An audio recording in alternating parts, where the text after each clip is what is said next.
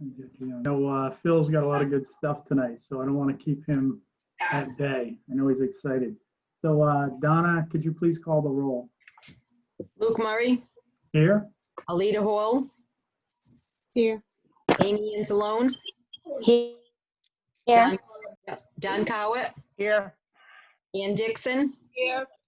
Dave D'Agostino, I am here. Christine Kennedy, Here. Greg LeBassinier, Rob Levesque. Here. Is Joe Lucian here? No. How about Jason Martin? No, I don't think Jason could make it tonight. Not, okay. Kathy Patnode, Here. John Price, John? I see you, John. Okay, and Yeah. Lee Restwell. Where did Lee go? Oh, right there, Lee. There. That's it. We're all just not quite awake tonight. All right. Well, thanks everyone for joining us tonight. Hopefully we have a good meeting. I'm going to move on to the public agenda, and hopefully everyone had a chance to peruse the minutes. And if everyone feels comfortable moving forward, I'll ask for a motion to approve the minutes of the building committee from 9/8/2020. I'll make a motion to Thanks, approve. Ann. I'll second the motion. Who is that? John Price. Okay, thank you. Donna, can you call the roll, please? Yep. Luke Murray, Yes. Alita Hall, Yes. Amy Anzalone. Amy? I'm sorry, I couldn't unmute. Okay. Don Cowett, Yes. Ann Dixon, Yes. Dave D'Agostino. I don't think I'm a voting member, You're but right. I say yes if I am. Okay, thanks. Christine Kennedy, Yes. Rob Levesque, Yes. Kathy Patnode, Yes. John Price, Yes. Lee Restall. Yes. Excellent. All right, moving on to the school building committee schedule check. And John sent me an email today. John, the OPM is Owner's Project Manager, and I have no idea what Okay. the other acronym is, so Okay. I didn't have a chance to get back to you. No problem. Thank you. So for a quick update, last weekend, we're on schedule. Last weekend, we completed the building tours for the middle school, the junior high school, and one of the elementary schools. Coming up this week, we should be starting the structural analysis by Jade Studios, and we should have also started enrollment projections for updated. Before our next school committee meeting, we should have also started the educational specifications. That's also by Jade Studios. And we should have completed the ride building tour assessment, and that is with Ride J Studios and the school building committee.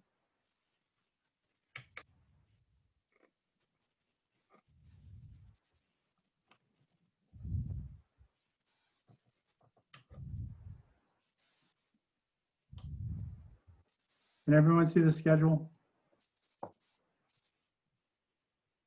Yes? Yes. Okay.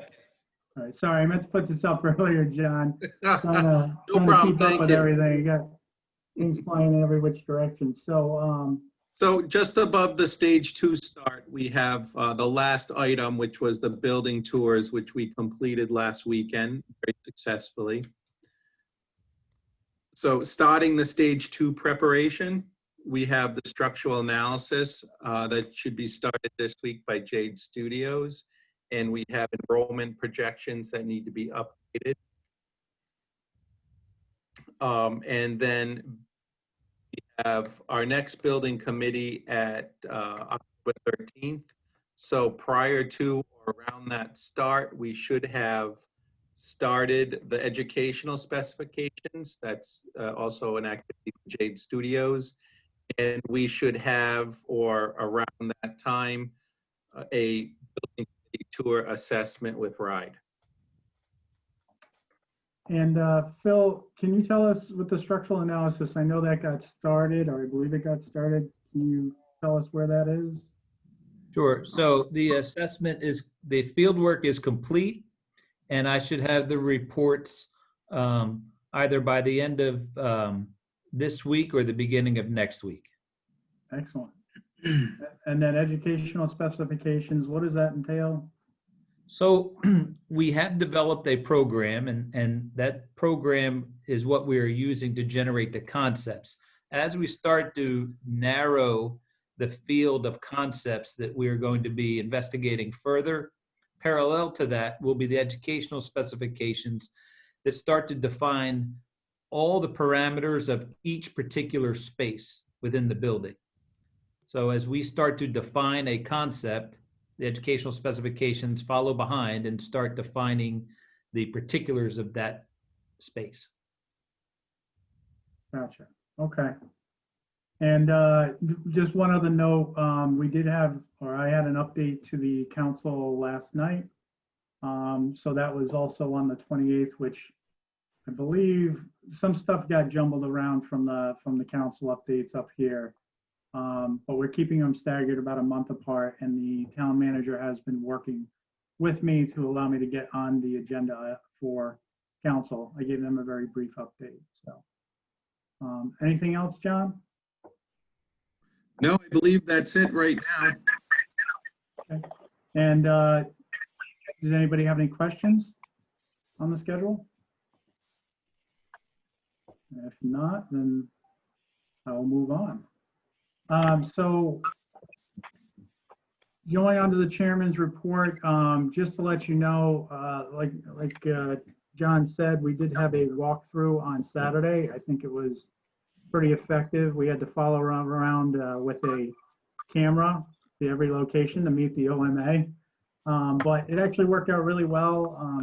Josh Chappie, who's helped us in the past, did a great job, and had rave reviews from Lee Restall on the whole thing, and from Kathy. Hopefully others in the community will get to watch it. I did post it on social media, on Facebook. I also, hopefully you should have received those links. I did send those out to every committee member, every council person, and every candidate. So I will also send them out to RIDE this week as well. I wanted to send her under a separate email. With that, RIDE has also reached out to me, just asking. They were actually worried that we were expecting them at the building tour, which I told them they did not have to attend, but I sent out an email as a courtesy. And but I did talk to them about the October, I believe it was the 13th walkthrough with them, and they said that they would get back to me. I'll follow up later this week to see if they can schedule something sooner than later for that walkthrough, so we can either confirm the 13th or an alternative date, because I want to make sure we get them on the schedule. Apparently, we are the first one since COVID hit that they've had to do a tour with. So they honestly didn't even know what their approach would be to doing the tour, whether they would do it with a select group of members and then maybe have a virtual meeting with the committee after, which sounded like that was an approach that they were in favor of. So maybe something like 1 or 2 members kind of lead them around with the architectural team, and then we come back and do a virtual Zoom. So I will keep everyone updated on that. The council update went well. I kept it very brief and pointed that we're staying focused, we're moving forward. I'm happy to say that Sarah has dug deep and found the funds to cover all of the design services for this, because I know that we had talked about impact fees. There were some other capital funds from ticketing fees that we were able to kind of piece together to cover the architectural services for the stage 2. So we should be able to formally execute the contract soon. Phil's been very good about extending his services on a, I guess, I don't know, per diem, per month basis, Phil? At risk. At risk, we'll call it, yes. Call it at risk. So that's been been great, and Phil's been great in communicating and making sure we're keeping on schedule. That's it from my update. Does anybody have any questions or thoughts questions of me? No? Okay. I also, on the after action review, we did have some building committee members. I mean, Kathy, I believe you watched at home. Lee watched at home. John Priest was with us. Rob was with us. We had Craig. Ann was with us. Who else was with us? Remind me. John or Rob. Who else have we? Oh, we also had a couple candidates. So Kim Shockley joined us. Jennifer Ludwig joined us, which was nice to have some outside people who haven't, maybe not part of the building committee. Jason Martin. Jason Martin. That's right, Jason, and who is extremely helpful. Jason and Phil did a great job. I think they both were very knowledgeable in their respective professions. And I think just to understand what became apparent, and hopefully becomes apparent if for those who weren't able to watch but can go back, some of it isn't just about a nut or a bolt repair, right? It's not just an HVAC system that goes down and we have to go back and repair it. The schools are just plain old. They don't meet 21st century standards. So I think some of the questions that we had in the classrooms that Phil aptly answered on what that room would look like today versus what it looked like in 1960, which is what we look like today. I think that really shed some light on why we're lending such a focus to this, because the teaching environment has changed so much. And so while we could paint it and we could throw new furnishings in it and, maybe upgrade the HVAC, the entire system of how we teach today, including the digital age, has completely been revamped. So these spaces need to be transformed. So did anybody want to chime in on what they thought of the tour? And they call it an after action review, so I'm looking for some input. Don't all speak out at once. Rob? Yeah, I thought it was great. It was definitely an eye opener going to, I'd say, Hopkins Hill. It was just, to go to an elementary school. You went to Block Rock, I went to Block Rock. It didn't really seem that small, and you go into those classrooms and that, it's amazing how small that classroom is, especially when all the kids are in there, the desks are set up. It was kind of mind blowing. And then you walk through down the hallways and you go into the cafeteria or the library, and it's kind of sad in some, because you want the kids to have such a better place to learn in. And it was an eye opener in my eyes. It really was. It was well worth the time that it took to do it. Good. I'm glad you thought it was beneficial. And you're right, I share that. And Phil, you alluded to this too. A lot of the rooms we went in, when I asked, what does this look like today? A lot of the square footages are larger today than they were then. And I'm assuming that's a result of the old teaching model, which is teacher in front of the classroom and kids all crammed together in desks, where today they're moving around and you have these other, individual spaces. So yeah, I can, Rob, I hear you. Anybody else? John? Sure. So I was amazed at how insufficient the infrastructure was there, from the communications, the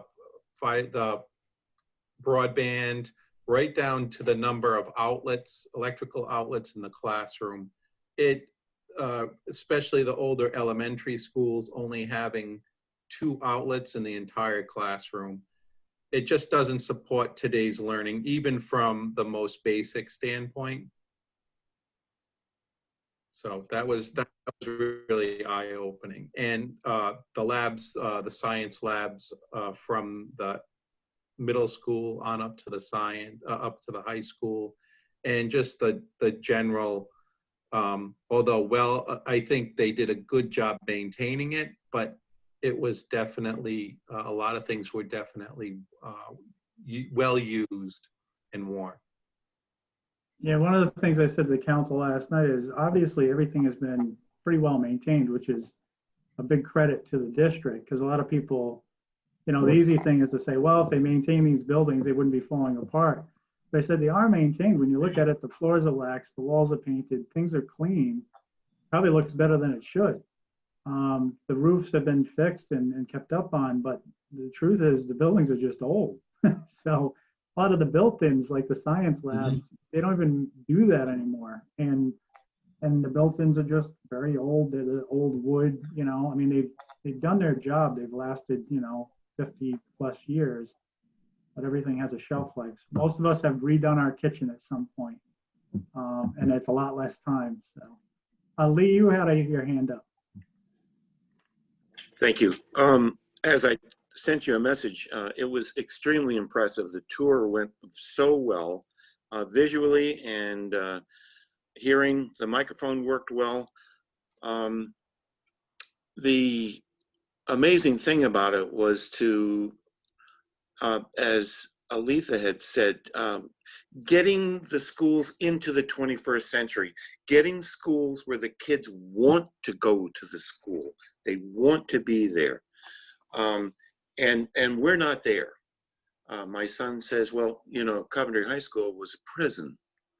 And I have a granddaughter who went to high school in Canada, and she could walk into the school anytime and walk out of the school anytime. She could use her cell phone the whole time. Very, very interesting, separate concept. But that's a separate issue to this. But, to have the schools really meet the standards of the students expecting a good education, I think is really important. I wanted to pass on to Phil one thing that we went to the granddaughter's graduation from a 2-year college up there. And in the course of that graduation, we had to go from one side of the school to the other, walking through the hallways. And there were classes going on, and they have glass walls on the hallways. You can look into every classroom. It's complete glass.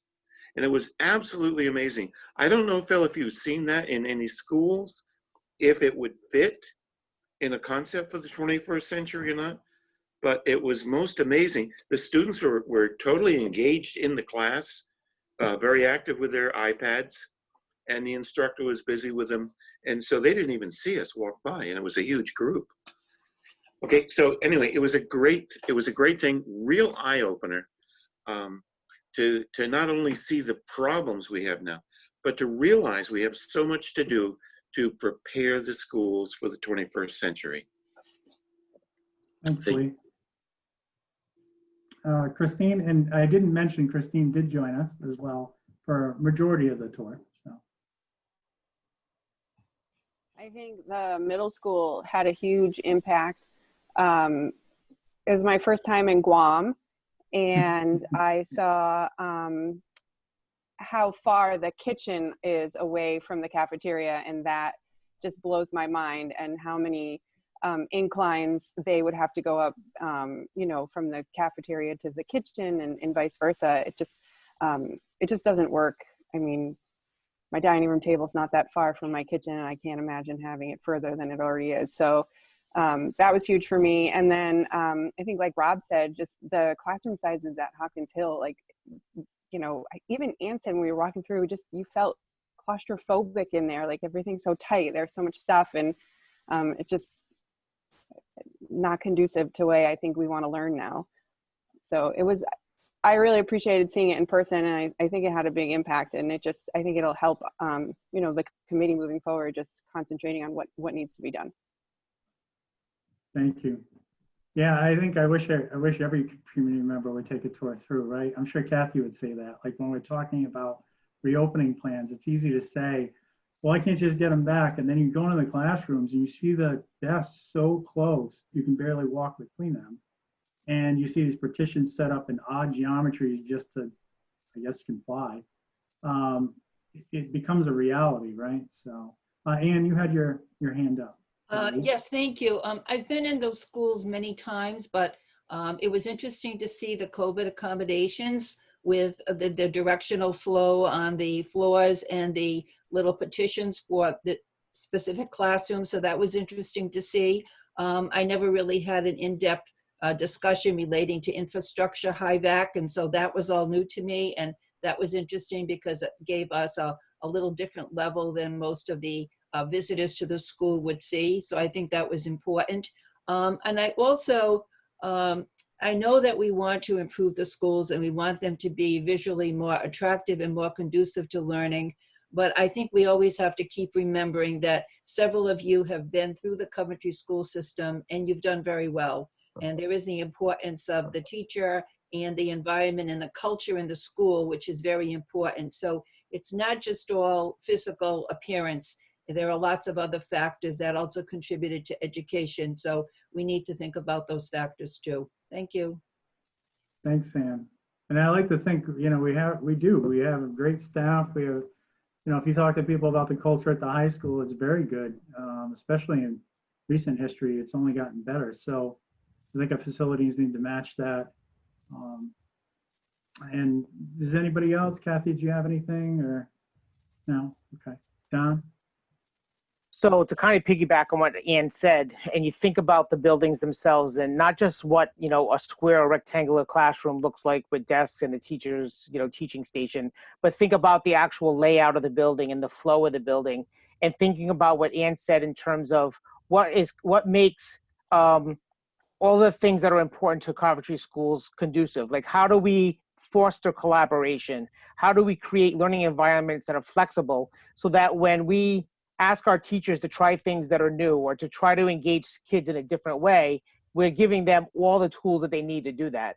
And so when you think about how a building is laid out, sometimes it's not conducive to that, and it makes it very challenging. So when you think about our classrooms, and then you think about Hopkins Hill, where they're all down one hallway or the other, when kids need to go someplace else, there's no place to go right outside their room. They're walking down the hallway to another room. In some cases, they're walking outside to a modular, or they're walking to a space that's different from the space that they usually learn in, and then they're brought back. There's no collaboration between teachers because there's no common space for them to teach collaboratively together. And some of the structures begin to sort of break down. And so you can change the lighting, you can put paint on a wall, you can buy fancy new furniture and put it into one of the classrooms that we have now and say, wow, it looks really great. But I think the point is, it might look better, but does it help the learning environment so that teachers can be better and more effective and kids can be engaged and take what they're learning and be able to apply it maybe in a different way than they are able to do right now?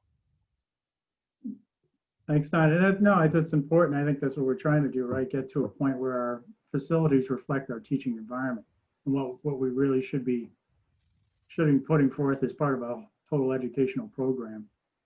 The last thing I'll leave you with is, the dry stuff that I always come up with, but I think is going to be important moving forward with the voters. And I mentioned this when I was in the gymnasium over at the middle school, I believe, is operations and how it affects budget.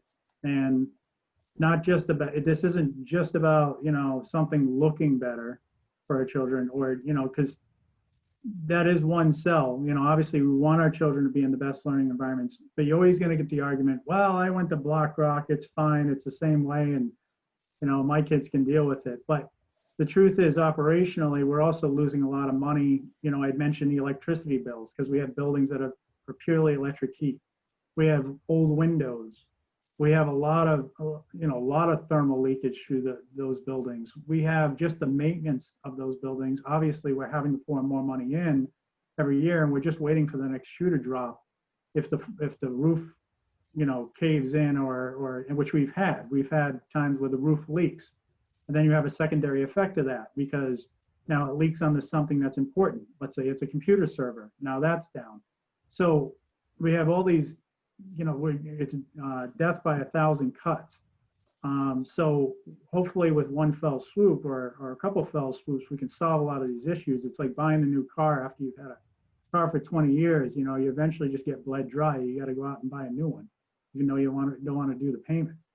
So that's probably a terrible analogy because this is a lot more than a car, but you get my point. And I look at these things from the school committee perspective because when I go through the budget every year, and we get a lot of community members to say, why are we so inefficient? Well, buildings are a way that we can become more efficient as a town, right? Looking at efficiencies, and municipal buildings are the same way in many ways. They're not set up for the operations of today. They were set up for the operations of 40 years ago. And it's very difficult. I always say if Ford wants to roll out a new product line, they don't cut everything and then say, we want to start a new product line. They have to invest in the product line, invest in the tools and the efficiencies to roll out that product line, and then they recover those costs over time. And it's the same thing with efficiencies. You've got to invest to get the dollars out. So I think that's important messaging moving forward, is that it's an investment. It's not an expenditure. We're investing in the future of Coventry. Go ahead, Don. And we don't want to sell short what it does to the community when you have updated buildings, new buildings, facilities that are desirable. It does a ton for a community when you have places where kids go and learn, but also community members can go and see that you are making education a priority, and you show it. It's like going to a used car lot versus a car lot that sells new vehicles. They're all cars, they all run, and one may, get you where you need to go just as much as another. But a new car lot gives you a whole different feeling than looking at a used car lot where all the cars are old and held together with duct tape, right? We're at a point where you want to be proud of the community, and one way to be proud of the community is to show people that you're willing to invest in the community and do what's right for your kids. And I think that will bring people into Coventry. They'll buy houses, they'll want to be here, they'll provide the resources we need to keep moving forward and to make the community strong. So I think you can't sell short the impact of a new school on a community. I agree. And Don, I just really like the fact that you used my car analogy. So thank you. All right.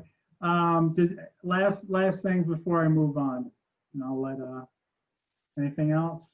I don't see any hands going once, going twice, so I'll move on.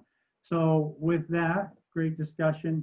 I want to thank all those who attended, and if anybody's watching, or the links are available if they want to kind of go through. And at some point, I would anticipate we're going to use some of that footage, cut it down, and use it as part of our communication strategy. So that's a long video, 4 hours. We'll try to cut that down to 15 minutes and make it a little more palatable for the public. All right, Phil, you are on. Great, thank you. Before we start, I want to introduce another panelist here. Rick Colavecchio is with my office, and I'll allow him to introduce himself in a minute. He has been participating in the audience the last couple of workshops, and he was on the tour with us on Saturday. Rick? Thanks for allowing me to join tonight. I'm Rick Colavecchio. I met some of you on the tour on Saturday.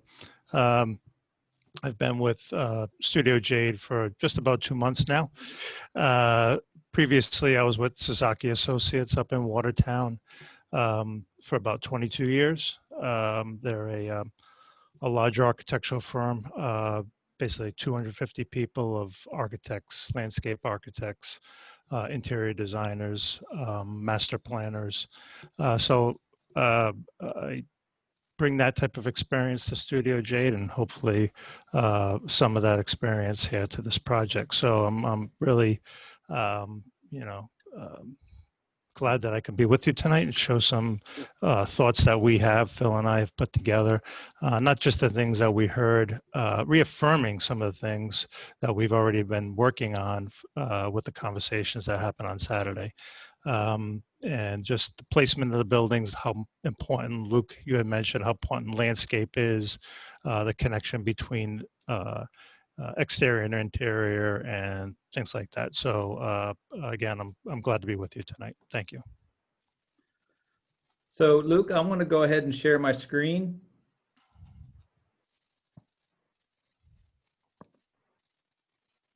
And let's see if we can go to the beginning and slideshow from the beginning. Are you good? Looks good. Do we see the cover sheet? Yeah. Okay. All right. So let's go ahead and begin. The agenda tonight, we're going to review 3 new concepts with you, some of the strategies that we have developed going forward. You already reviewed the schedule.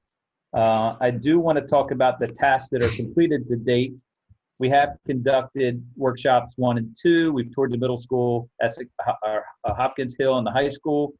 We have identified the preliminary scopes of work there, working with Jason to further validate that. We will take into account the structural assessments that are already complete now, and we will review them when we look at those preliminary scopes of work at the elementary schools and the high schools. We're continuing to develop the architectural program and the concepts. The educational specifications are going to start running parallel after we get some feedback this evening from what you think. And we have refined our communication and messaging efforts, which we are anxious to begin with you. So I think it's important to keep in mind some statements that we will want to continue to make in a unified effort. And that is that we want to correct critical deficiencies at the elementary school and the high school. We learned some new information about the high school. There's some interest in the science lab wings. We want to significantly renovate the middle school. We looked at what a new middle school size and cost would be according to RIDE guidelines. That would be about 190,000 square feet and a project cost eligible for reimbursement of about 104 million from RIDE for your enrollment. And the last thing we want to keep in mind, and some of you have alluded to it already, is do no harm, because as many of you mentioned, this is the first of what may need to be a long-term effort in Coventry to address the educational facilities, and we want to keep that in mind as we go forward. Again, responsible innovation. We need to continue to keep in mind the balance between all of these items. The project strategies and concepts we were looking at the other schools. So if you look at some of these elementary schools, you're going to see that the word electrical shows up a lot. Well, that's because we knew prior to our visit at Hopkins Hill that there was, electrical shortage, infrastructure problems at these elementary schools that we want to maybe correct, so that not only can the building better serve the teachers, but also the students, and give them some of the tools that they need. So before we go into the concepts, is there any questions or comments so far on where we're heading and what we've done to date?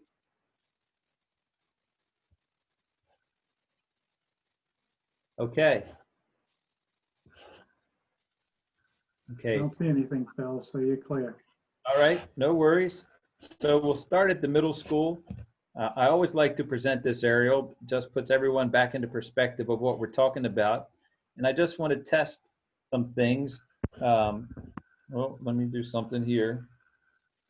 I want to see, do you all see red circles? Or now you see more red circles, yes? Yes. Okay, excellent. All right, that's going to be part of our tools tonight. We have a lot of interesting things to share with you. But as we toured this facility, I think we all understand that, there's not a lot of interest in keeping Guam. And, some of the interior spaces we saw here were very unpleasant. We're going to talk about that a little bit more.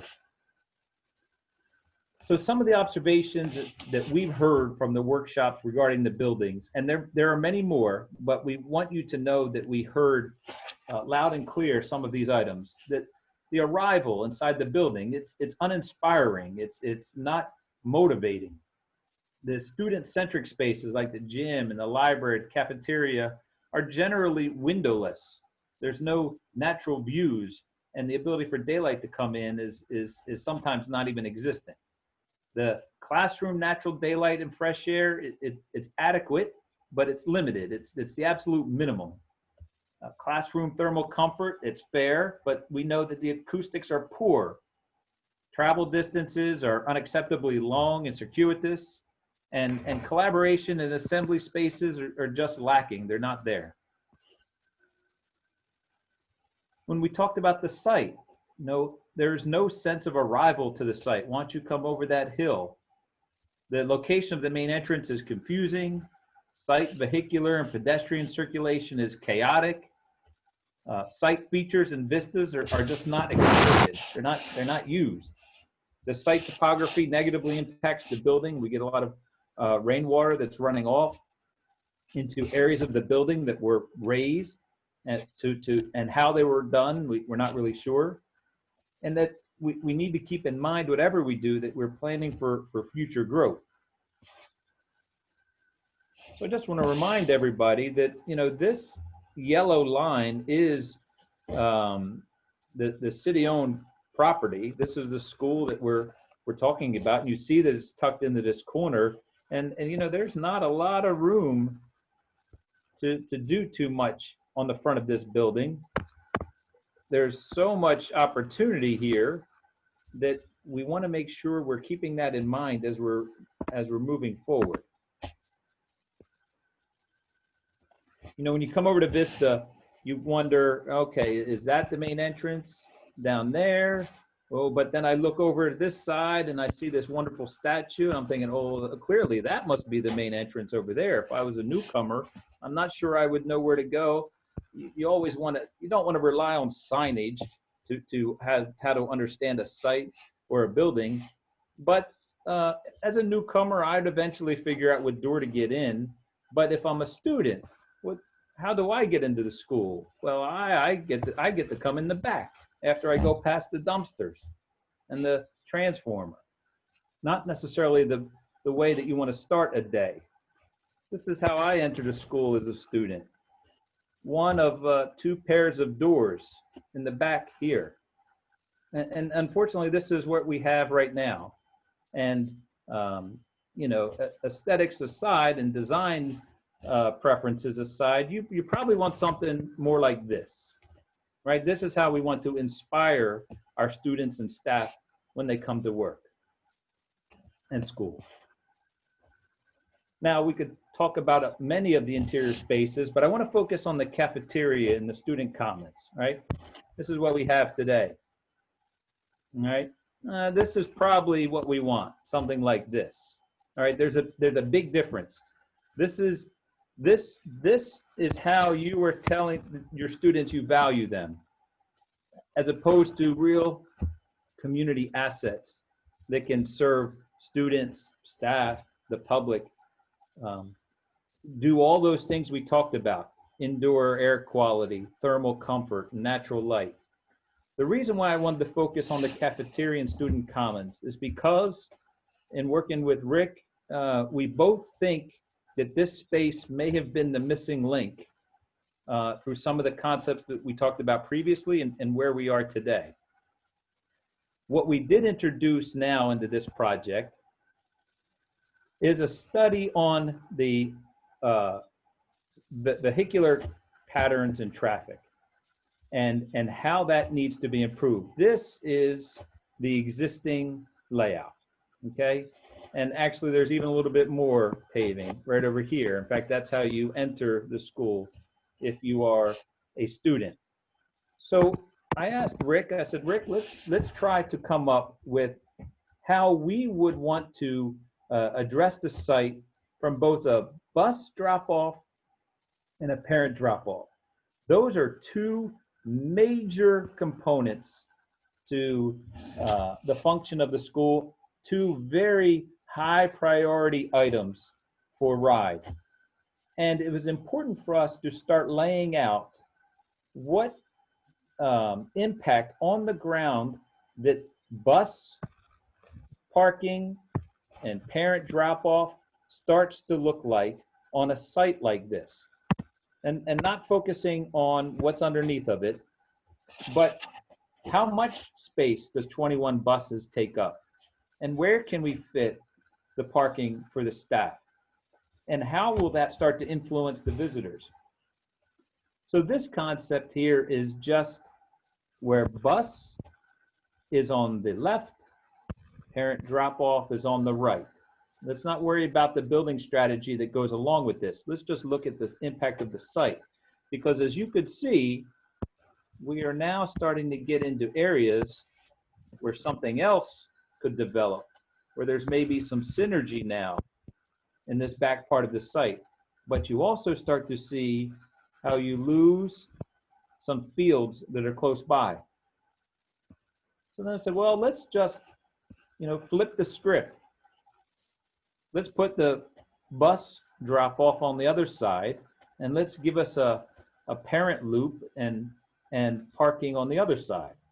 Now here in this particular case, you see that you still start energizing this area for something in the future here and here. We purposefully did not include this road and wanted to see that if we could organize the vehicular traffic to only have to go out this way. And in this particular case, you see that putting the bus drop off down at this end allows buses to come in and out as fast as possible without circulating too far into the site. We're going to show you 3 concepts. This first one is called Whiskey, and I'm going to ask Rick to walk you through all of these.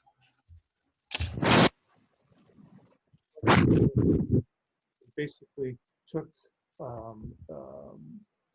3 different strategies that we're going to show you, and the comments that we heard previously, and overlay them all with these different parking strategies. So one of the comments I think coming out of the last meeting that we heard is, why aren't you showing a design that basically, works at the front of the building or the side of the building? And from Phil's original drawing of the site, you could tell that this is pretty tight. But we're going to show you this option, which is called Whiskey, which places the building, in addition to the building, over what we're calling Guam, the 8th grade. It also has this connection between that we're going to show a connection between the building for both the parent drop-off and the bus drop-off. This really ends up being on every option that you're going to see.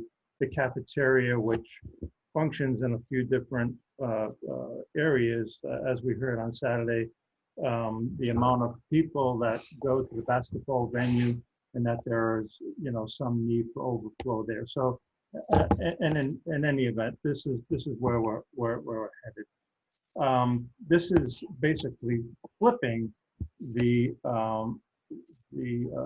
bus turnaround, and this is basically Chevron Parking, double-loaded Chevron Parking, where you come in and you pull in, and kids come in, and then the buses pull out, and these are like double stacked. And this, so again, like Phil mentioned, in and out quickly for the buses. This, we would come in, loop around, and back out. Some parking on either side, maybe some parallel parking there, another load of parking there. But this one basically keeps this this ball field, but you would lose this back ball field. Whereas the previous one, you're really losing both ball fields. You're getting some parking into here, but it is, you see how tight this kind of becomes, trying to get everything together. So we're going to show you so again, this is what? So that's what we're calling Whiskey right now. And what's Whiskey? Whiskey is the view coming over the hill, and giving you, again, this is what we had heard from our last presentation. Can you do something to the existing building? How come you're not designing a front building? So this option is really doing something that not softens, but creates a main entrance to the building on this side of the site. This portion of the building really remains the same. It's in different locations, but it's a 3-story addition, which has all the academic spaces, not all, but most of the academic spaces, 6th, 7th, and 8th, 6th on first, second, it would be 7th grade, 8th grade on the 3rd. And then we can talk about programming of all these spaces. But again, you hopefully can see that there would be a connection back to this cafeteria, and I will show you the plans from either one drop-off to another drop-off. It really becomes a main link between the two. And in this instance here, where we do have the main entrance, this would actually become the office suite. There would be human resource suite within this, and then this is a second story which has STEM and Spanish classes, more program spaces. So again, the plan again, we're coming in. This is our main entrance for both visitors and for either parent drop off or bus, and then this would be the other. So again, we're setting this up where you've got basically all of this landscape. I mentioned, coming from a landscape component, and all of these really need, heavy duty landscape once we end up settling in. And I think everybody can see, or hopefully can see, that this is really setting ourselves up with some nice spaces. And again, here's some of these, which really need some overflow. Auditorium, maybe some overflow. And we don't want to delve too much into the plans right now, but you'll see that all these dashed lines, these are all collaborative spaces, which we've all talked about are extremely important in today's learning. We don't want to negate that.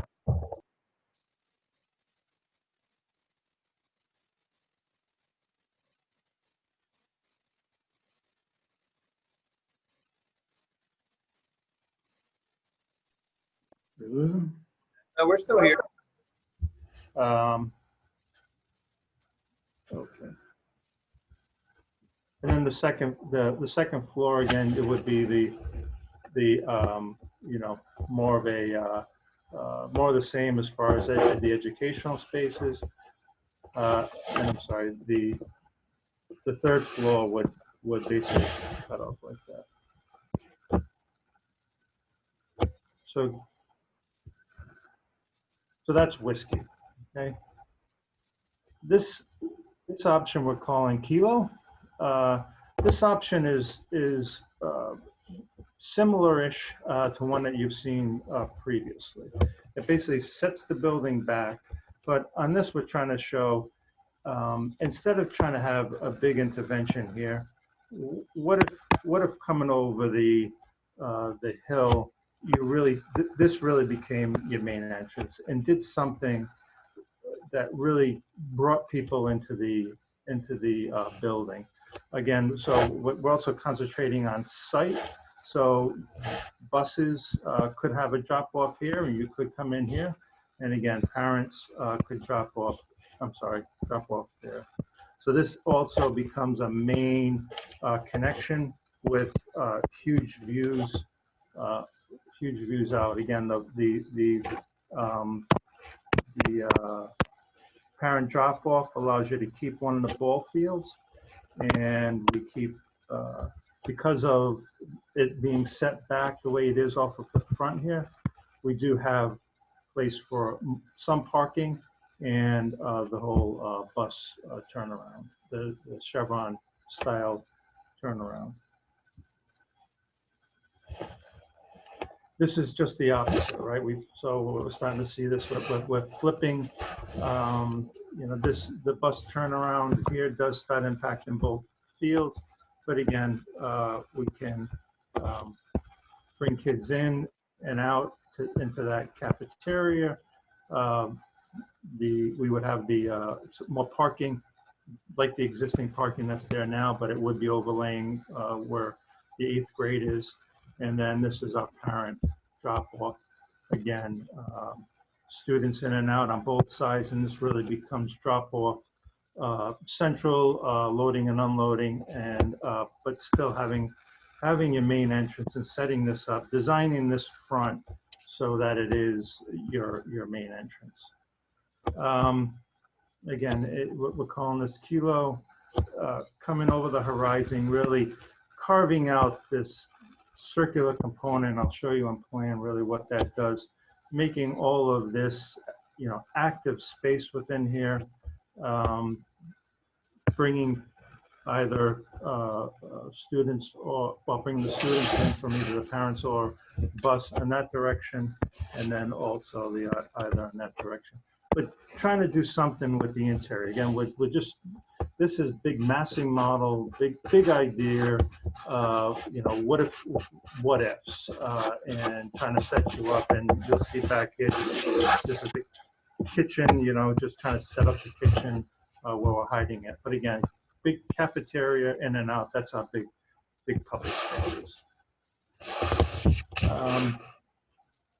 So plan-wise, again, setting this up where we're coming in. Big swoop, big gesture, and that's this idea. This idea is taking what you have now, giving it a big idea, giving it a big intervention that gets people into the space, into the cafeteria, but also centrally located or within close vicinity of the 6th, 7th, and 8th grade. Again, using these, so we would see glass here, where it's kids coming in and out of these spaces. But again, coming over that hill, you see that this is your main entrance. And as far as these type of spaces, we need to plant this type of stuff. And maybe there's some interventions, but landscape is, and I'm not telling Buki something doesn't know, it's hugely important to how these buildings are placed and how the buildings are viewed. And I really can't stress that. And we haven't gotten there yet with what we, second and third floor. Again, this is similar to what we showed you a few weeks ago, but Hey, Rick, just sorry to cut you off, but I'm getting a lot of reverb. Is everyone getting that on his mic? We're getting a lot of banging around, a lot of reverb on your mic. I don't know if there's something you can do on your side. just like that. Yeah. Okay. I don't know if it's your headset or what. I think it's the pen, but maybe it's my headset too.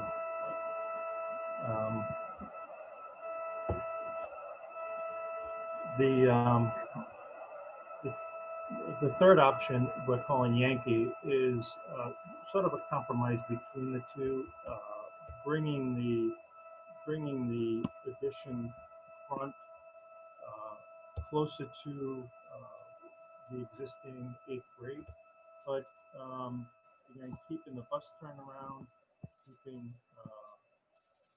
some parking there, but also having this main route where again, we're keeping one baseball field. Hey, Rick, correct me if I'm wrong, everyone, but it's getting harder to hear him. Is that correct? Yeah, Rick, your audio is really bad.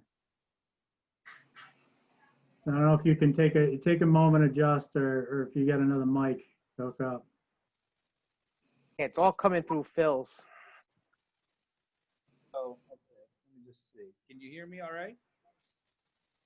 I can hear you. You're faded.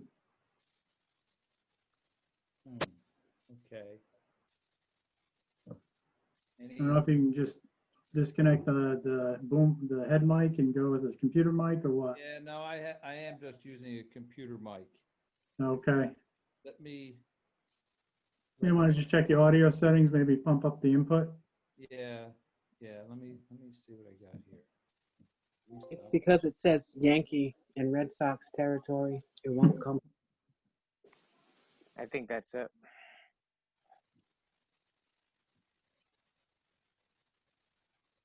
Let me go here.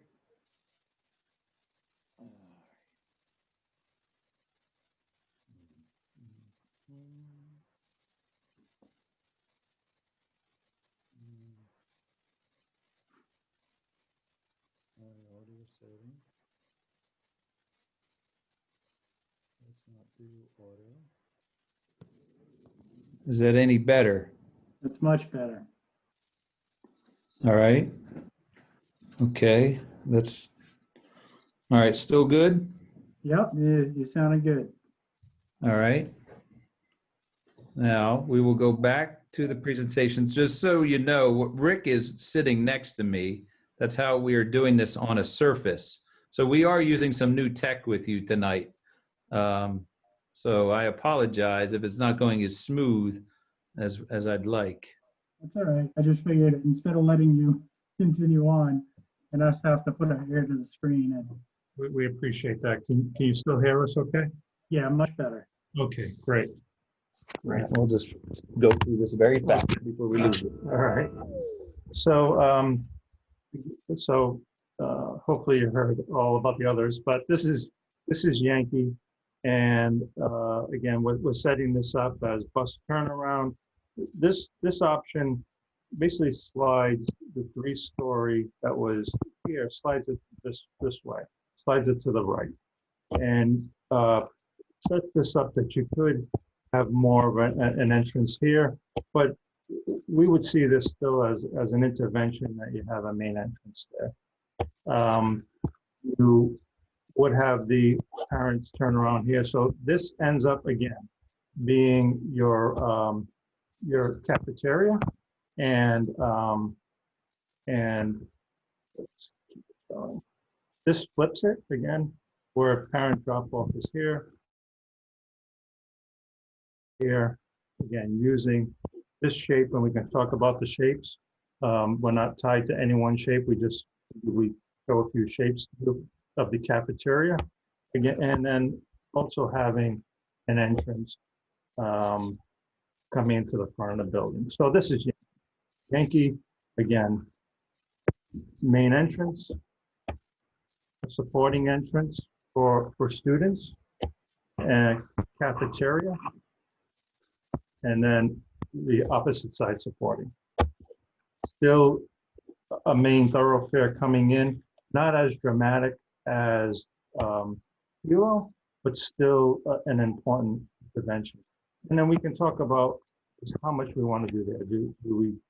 And I think that's all going to come with the vocabulary that we start playing with the exterior, the materials and things that we need to do. Again, whether or not it's landscaping or something else, but trying to give as much of the exterior that needs a facelift, but using the materials that are there without having to do every building, every wall. So again, major entrance, say secondary entrance for students in and out, and secondary entrance for students in and out. Again, setting this up as a large green space indoor, and I'm sorry, I meant to mention this. This on each drawing becomes, outdoor learning. So it really needs to be programmed. All this would be glass on every option.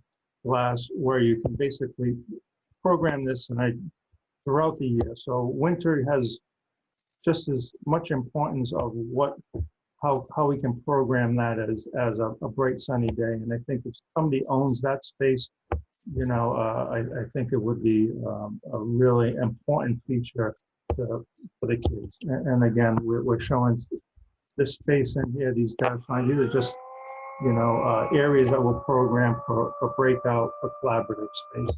Same thing in here, collaborative spaces. I think you can see where people coming in from the gym, we understand the gym is almost 24/7, having areas where people can break out and wait for the next game to come on board is important. And then the second and third floor would be similar. Again, all the plans basically were all the plans were basically taking this, and when we go forward, we'll kind of get into that a little bit deeper. But again, we were so here's all of the plans, some of them that we've seen before. That we've basically showed. This is new. This is new, and this is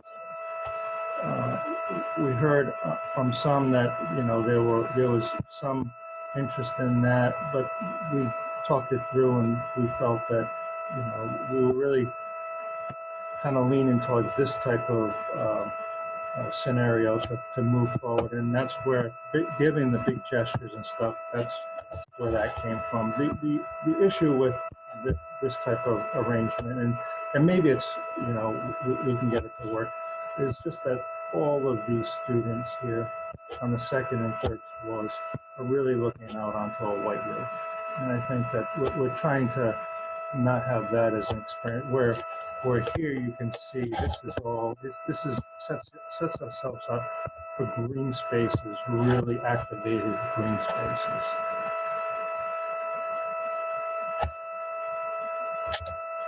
I was just going to say, this is Phil. I was going to say, you could see that you know, although all of the new concepts have sort of this arrowhead plan, you could easily see how a bar-shaped plan could be oriented on any type of plan like this as well. So here's this is what we're showing you. So there's you know, 3 that we felt to move forward. This whiskey really represents, you know, activating this front as you come across the hill there, with a main entrance on the right side of the building. Again, we do have a connection here. This will, again, the cafeteria, and then bus drop-off or parent drop-off with the connection between the two. So this really becomes your flow in and out, and every one of these options really becomes a connection between the 2 drop-offs, and becomes a control point, so to speak. Again, Kilo gives you that main entrance there, and then we would see the same thing here. And then again, all of these are basically the same, just flipped and. Hey, Rick? Yes. Sorry to cut you off, but we got an extreme whining sound on this side. It's ear piercing at this point. Okay. All right. So, well, Yeah, I don't know if it's that pen you're using or what, but it's gone now. okay, maybe we won't maybe use it the is the pen. pen, and probably we're done drawing and we're done tapping. All right, thank you. Let me. How about we'll just leave it right here, Luke, and really this concludes the presentation. So again, this basically shows how the parking lays out with 2 different options for you know, whiskey, for Yankee and Kilo. Thanks, Rick. Okay. All right. I'm going to go onto my headset, so so I'll be right back. Luke, do you want me to stop sharing? No, you can keep these up if you want. You want me to roll through some feedback on the plans? Sure, absolutely. Or we can why don't we start off with just questions? So I'll start with the group here. Do we have any open questions before I just roll through the individual comments? Lee, you got your hand up? Oh, yeah. Okay, so there's some interesting concepts here. Are we talking about eliminating the circle in front of the present office area? Because I see straight lines going over to the left side of the building, which you know, you can address. Okay, so having experienced as a grandparent the traffic going to the middle school and the traffic at the high school, you have no idea how many vehicles are involved in such a short time, and how massively packed the parking areas are in that school. And then how do you get out of that parked area back onto the roads? You definitely need that back road going over, because that takes you down to Dave's Market. And so that needs to be considered in there. Unfortunately for the neighbors, there is not a house, I think, directly on that little access road, but down below there is a road. There's tremendous amount of traffic. Even the school buses use it. Now, looking at the 3 things, using the school bus drop-off on the right, There are few school buses, and there are many, many, many parental drop-offs. I'm going to say 6 times as many parental drop-offs. Why? I don't know. But I do know as a grandparent, having to take a flute to the school, having to take a lunch to the school, a paper to the school, it gets very, very complicated. And it's only for a short time that this happens. So if the school buses take the right side, which is the shortest distance from the school to Route 116, then all of those parental cars are going to go across in a parade in front of the school and then around to the side and somehow get turned around. And then they're going to make another parade back across the school out to 116. The traffic is going to be interesting. That's one thing. Another thing that concerns me is cafeteria. In my experiences in the military, I'm very interested in troop movement. How do I get 125 Army troops from location A to location B? So we're going to drop off our troops on either side of the building, and they're going to go into the cafeteria. What does this mean for the cafeteria? I'm in charge of the cafeteria. It's a rainy day. Now I've got all the mud, the wetness, the stuff that's dropped by the students in the cafeteria. So the first thing I have to do once the kids leave the cafeteria is clean the cafeteria to be ready for lunch, instead of the cafeteria being left pristine, antiseptically clean for the COVID-19 response, and so that the cafeteria staff can move forward with presenting the meal. Something else that bothers me, everybody take notes, I'm sure, is the landscaping. When we start talking landscaping, we're always looking at the back of this building for some reason, and yet we're talking about much of the structure that we want to do on the front. I want to see landscaping that makes the front of the building appealing, rather than cutting trees down and opening up an area which I guess the grass would have to be cut, you know, and maintained. So what are we doing to make the parking area that really needs resurfacing bad for the school committee? What are we doing to make these areas look more appealing, looking nicer, getting the kids to the school? And we're dropping the kids off at the back of the school, and then they have to walk forward into the school. I can't put my fingers on how do we properly get the kids from the bus, from the car, to the classroom they're going to their lockers. How do we do that and then start the school day? So I'm sorry to raise so many issues, but I'll pass it on to the next speaker. Thank you. Well, I really wasn't going around yet. It was more for questions. So let's first, Lee, I appreciate your comments. They're always pointed. But if anybody has any specific questions of Phil or Rick, and then you can certainly chime in your opinions and opine in a minute. So Don Carr had his hand up first, I believe, and then we'll go to Christine Kennedy and Rob. Yeah, yeah, thanks, Luke. And looking at the different models, and if this was said, I apologize because then I missed it. Part of the middle school model is a lot of teaming. The students have a lot of pride being part of a team, and the teams often look for ways to grow their enthusiasm for being on the team. They have team meetings. They have opportunities to get together.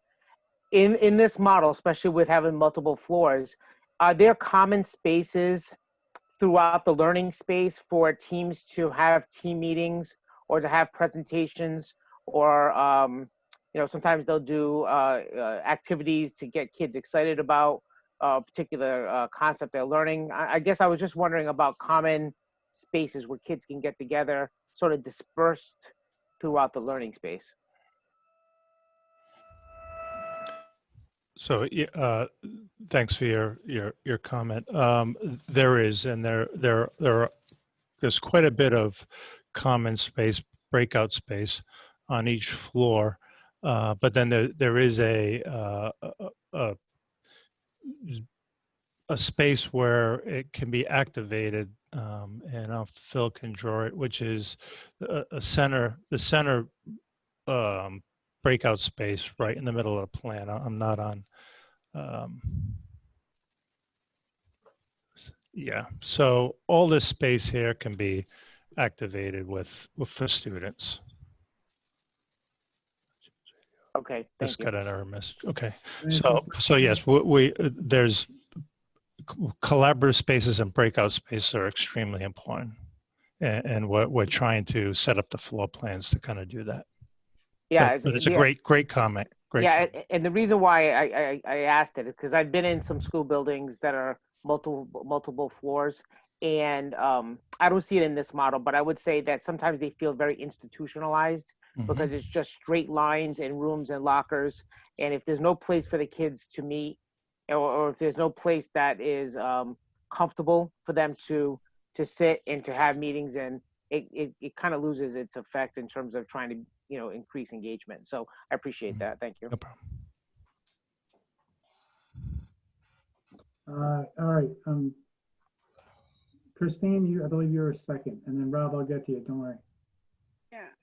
So in that same, I guess you called it an arrowhead area, what's the program for those interior rooms that we have? Because I know a couple of us had mentioned before that we were concerned about those interior spaces, no outdoor windows.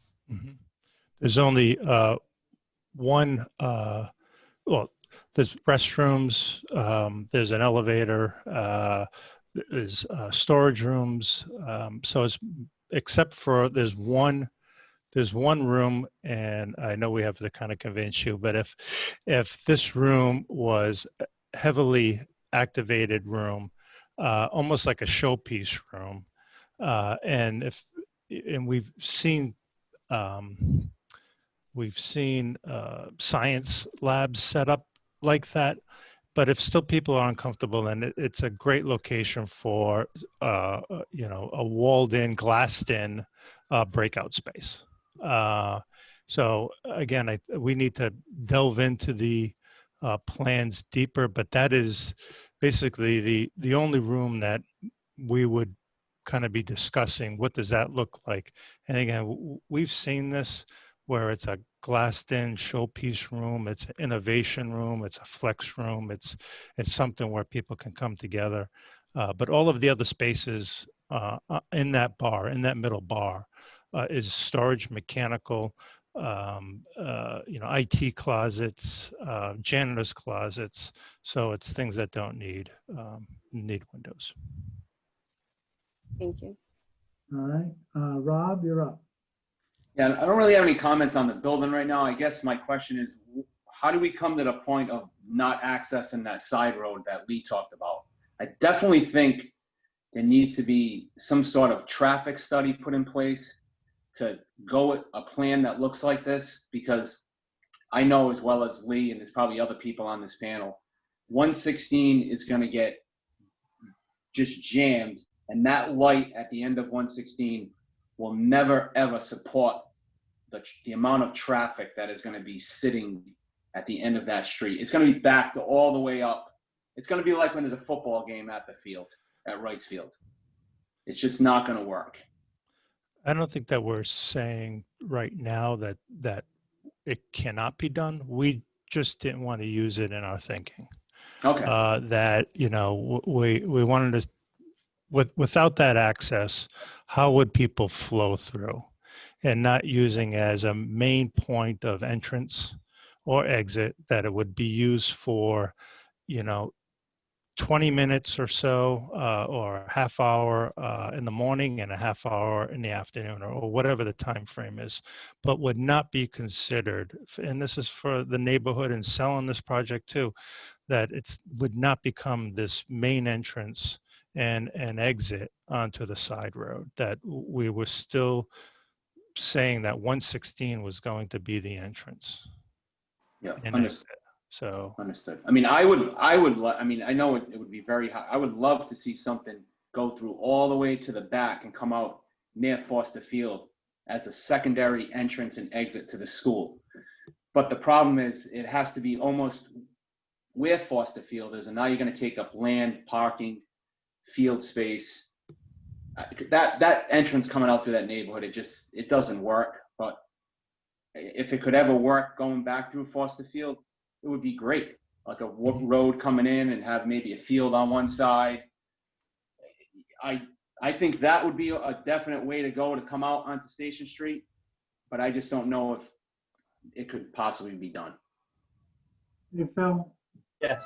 And Rick, can I share my screen really quick? I'll override. Did everyone see that? Everyone looking at the aerial?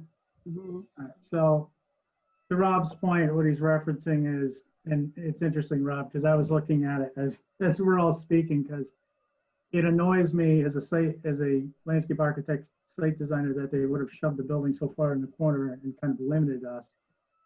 Some of that has to do with topography, and I have no doubt some ledge and stone on site, but you can see this is Station Street, Foster Fields, then you have this trail that kind of cuts through here.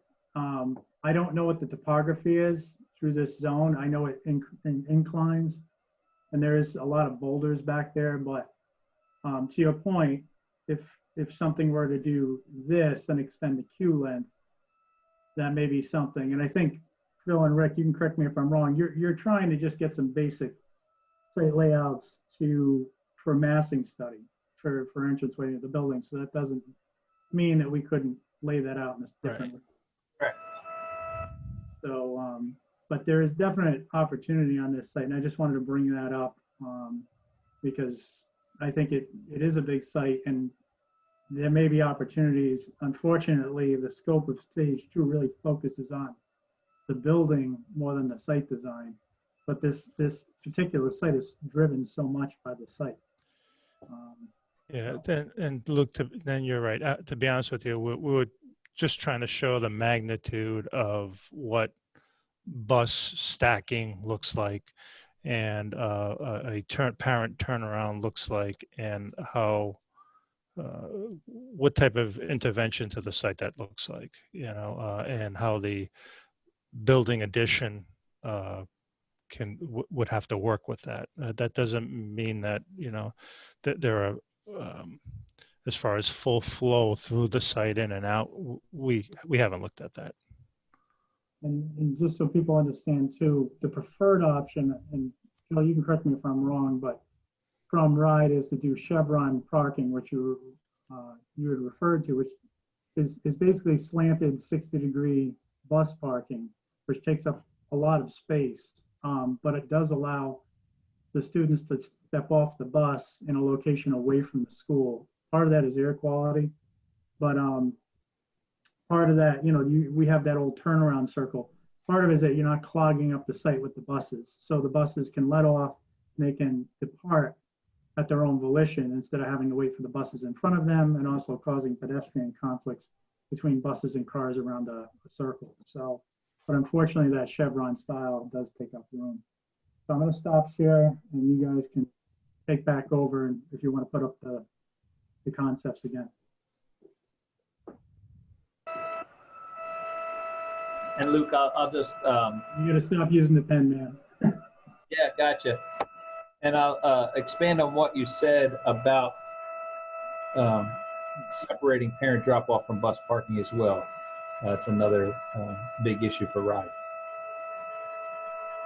Still getting the whining noise in the background, so oh, that's better. That's worse. Let me mute myself.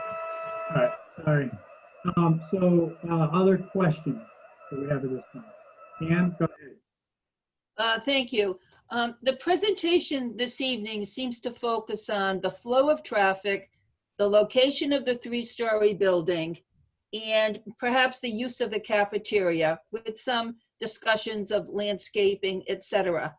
But I am very concerned and feeling very uncomfortable that we're looking at these models without having any idea about the bonding capacity of the town. Because I don't know whether we could afford any of these models. In addition to that, we started off the presentation by talking about needs that we have at Hopkins Hill and also the high school. So when you take those three different schools, the needs in each of the three, I have no idea if we are being realistic to even discuss these three models. It seems like we've sort of focused that it should be a 3-story model. We seem to focus on Hopkins Hill. I didn't even know we were selecting that school as an elementary. And so my question is, can you at least give us some idea of what the bonding capacity of the town is so that we can have a more realistic idea of the parameters through which or about which we have to make decisions? I'll take that one because that's not one for Phil. So, Ann, if I told you that the bonding capacity of the town is $300 million, would it matter? Yes, it would matter to me, because if you told me Whiskey plus Hopkins Hill and the high school was going to be 500 million, then I'm saying that we may need to look at maybe eliminating an elementary school or doing work at the high school or putting all our eggs in one basket at the middle school, or maybe we don't have a 3-story building. It would make a difference concerning what we're going to be able to do. I'm not saying that we should go to the max of what the town can do, but I'm saying we need to have that outside limit so that we can make better informed decisions. But as I said from the beginning, I asked Phil not to present anything that did not fall in the capacity that I gave him, which was not the limit. So anything you see here, and correct me if I'm wrong, Phil, I was clear in my instruction that not to show anything that we felt within limit that we couldn't do in addition to our priorities. So you can answer that question is, are any of these concepts unattainable? At this time, no. Given the parameters that I've told you, are any of these unattainable? Again, I'd probably say at this time, no. So I guess I understand where you're going, and here's my problem, and I'll be quite frank. As soon as I throw a number out, and you know the current environment, it's all going to become about that number. And what I don't have a chance to know is all of the reimbursements that will go with any of these concepts.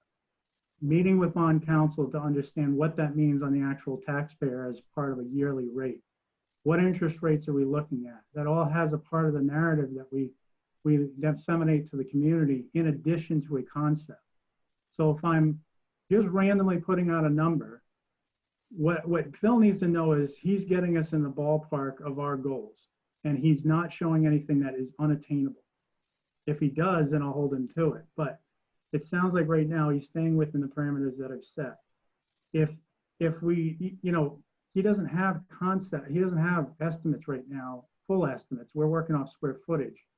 So obviously he's trying to square footage wise his way back into an estimate. So I'm just really reserved on putting numbers out there right now. It is, in my opinion, it is dangerous. If the committee wants to vote to have me divulge the number, I will. But what I did was I did not bring it after my conversation with Ed. I told him, that obviously I was not going to tell the architect what was the limit of our bonding capacity. I did tell Phil that, but I also told him the range that I felt might be reasonable, but knowing the upper limit. So as we get closer to a concept, my goal was to meet with bond counsel and kind of look at, okay, when I go to disseminate this number, I'm just going to throw a number. Let's say it's $100 million. It equates to, with a 55% reimbursement, which it looks like we'd be eligible for, and the other incentives, XYZ, comes out to so much per thousand on the average homeowner, or it's X amount per year on the average homeowner. And so that's kind of where I was going with it. Does that make sense? It doesn't make sense to me, but I understand what you're saying. I think because I'm looking at these models, I see a 3-story building. I don't even understand what is going to be in that 3-story building. I know we're going to have a 6th grade, 7th grade, and 8th grade. In all our previous meetings, we have talked about the student interaction areas. We've talked about open spacing, etc. And I don't understand whether we're going to be able to get those features and benefits, which, like Mr. Coward has mentioned, are so important, and so have other people mentioned so important. I'm not sure that what's going to be in that shell of a 3-story building, and whether we're going to be able to put into that 3-story building some of those features for learning that we feel are so very important. So I do think that it would be important for us in the very near future, if not soon, for us to have a better concept of what we're working with. And we also need to see what's happening with the high school and Hopkins Hill. It almost seems like we've already decided that it'll be a 3-story building. I have no concept of the pros and cons of that. We've already decided that somehow there'll be different entrances and there'll be different flows. But I'm not sure if these are all of the potential flows that are actually possible based on some of the comments that we even heard this evening. So I won't keep on elaborating on this point, but I do think that we need to have a better realistic idea of what we're putting in these buildings, what are the features that students are going to get, the teachers and staff are going to get, and whether we're going to be able to even afford these concepts.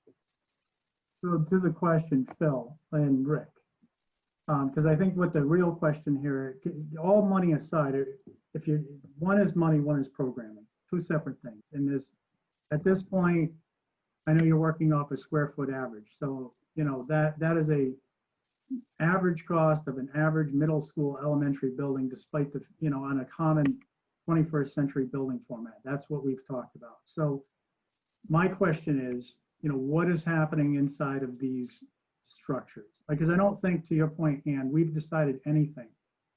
If this is in combination of the 5 previous concepts, which also showed 1 and 2 level concepts. So I don't think we've decided anything.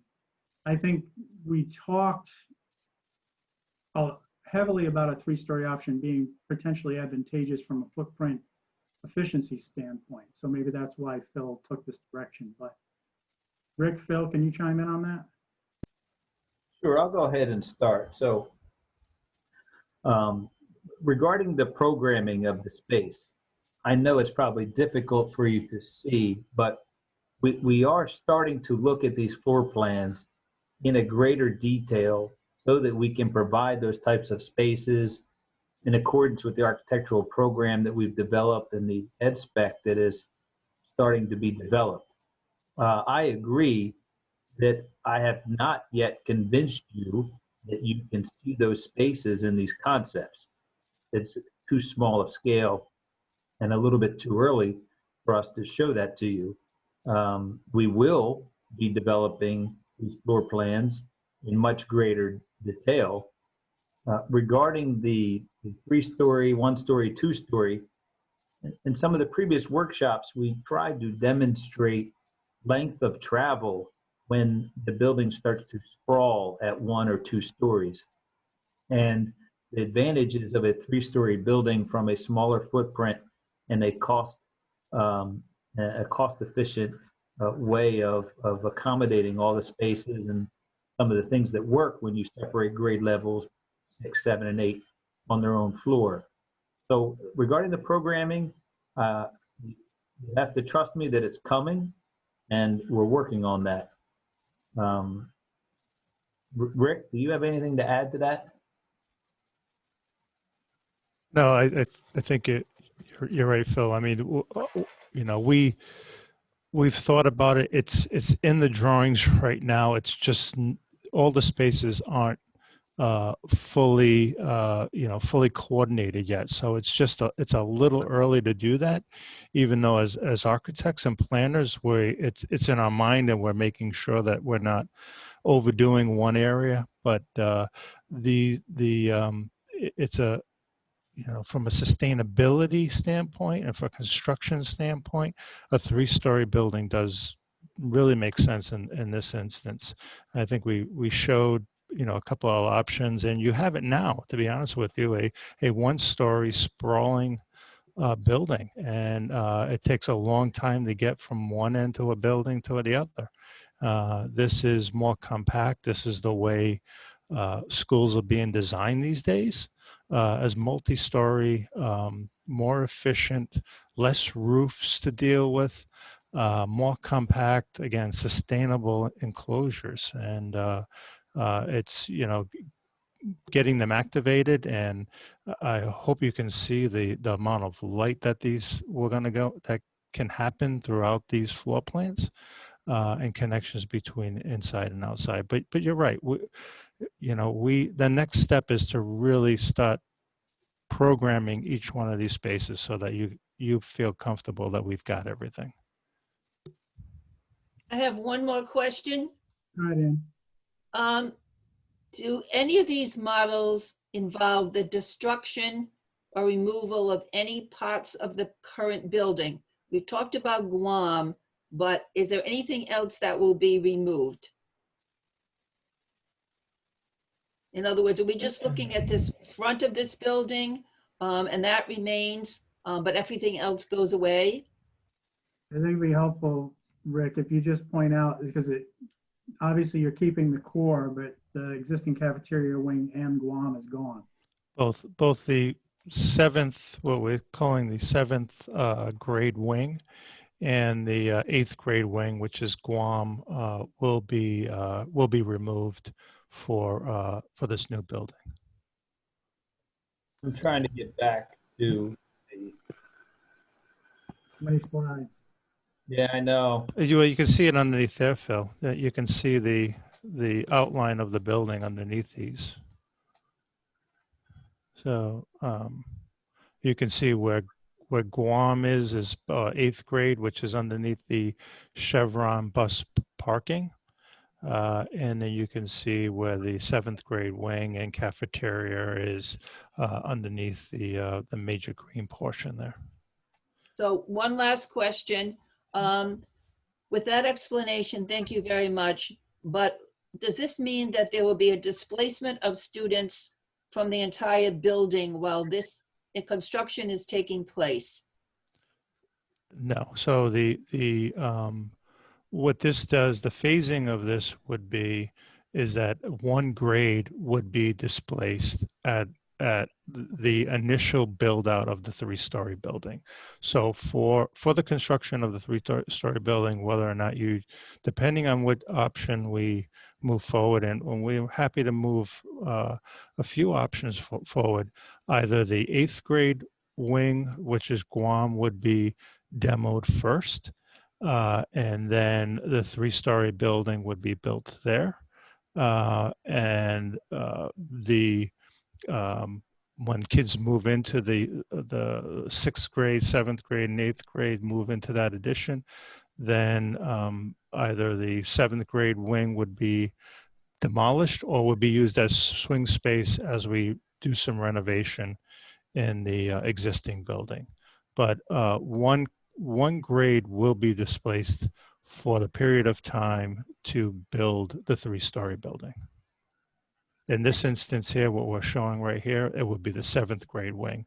Guam and the eighth grade can stay in operation until need be it comes down, which is basically to put in that bus turnaround. Thank you. You're welcome.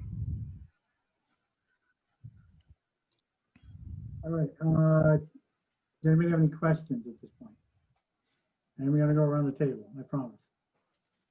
All right. So at this point, Rick, can you put up the three options again, please? Sure. Hold on one sec. And while we're doing that, Ian, I did want to address one thing. The decision to do Hopkins Hill was actually mine.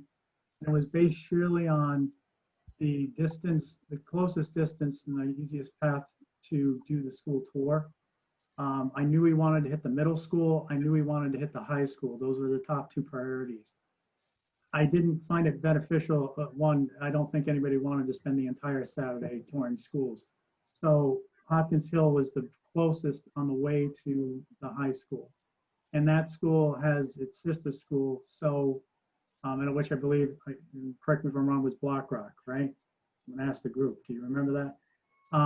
And then we have, but they're very similar to Tyoke. The eastern side of town has very similar schools and has very similar problems, which I did point out in the video, and was addressed by Jason Martin. So although we didn't get to touch every school, and I'm more than glad if the group wants to go to every school, to go around every school. I think a lot of the elementaries share similar issues with HVAC. I think a lot of the issues with the elementary, and as Jason pointed out, the layout is very tight and they're just old. And that goes for all our eastern end. And as you know, western is no spring chicken. It's the oldest one we have. So, so that falls on me. So now I'm going to go around. Oh, Kathy, go ahead. I just have one question. And I'm not an architect, obviously, but I'm wondering why in the Whiskey, the 3-story piece for the grades is sort of narrower as it comes into relationship with the school itself, the main, the old part or whatever, and then it sort of flares out. The other two, it's the opposite. It's narrow at the back and flares into the plan. And I'm just wondering why that is.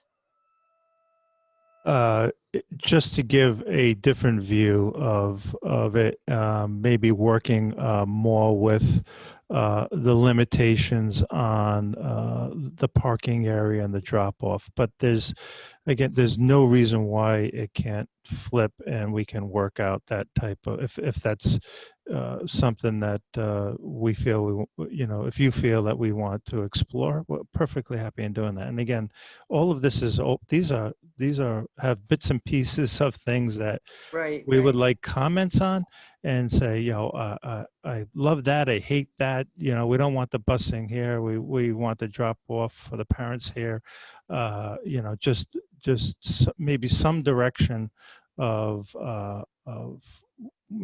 what you feel works, and obviously stuff that you feel don't work, and so that we can get your input to move these forward.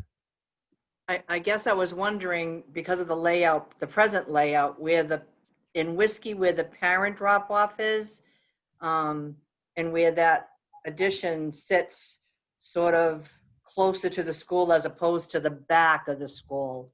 I mean, it's more compact and comes down closer to the main old part of the school, so to speak. If the land that presently is in front of the old Votech, where that parking lot is, I know there's trees there. Does that mean it just kind of impinges a little bit farther over, or is there really enough space there? Or I guess my question would be, that particular design, could you have the buses on that other side? Or is it the reason you have the parent turnaround is because it's a little narrower and able to get in there because of the layout on the land? So this design lands basically on the 8th grade, on Guam, the addition. The putting the bus on that side, and again, let's maybe there's on a fault on ours is that we're showing you basically a layout of bus parking with the floor plan on top of it. That does not mean that the bus parking can be flipped in each one of these things. Phil, maybe we should go back to Whiskey and just show where the bus is on the other side. What you do lose is you lose some parking on that side. If Phil can get back there.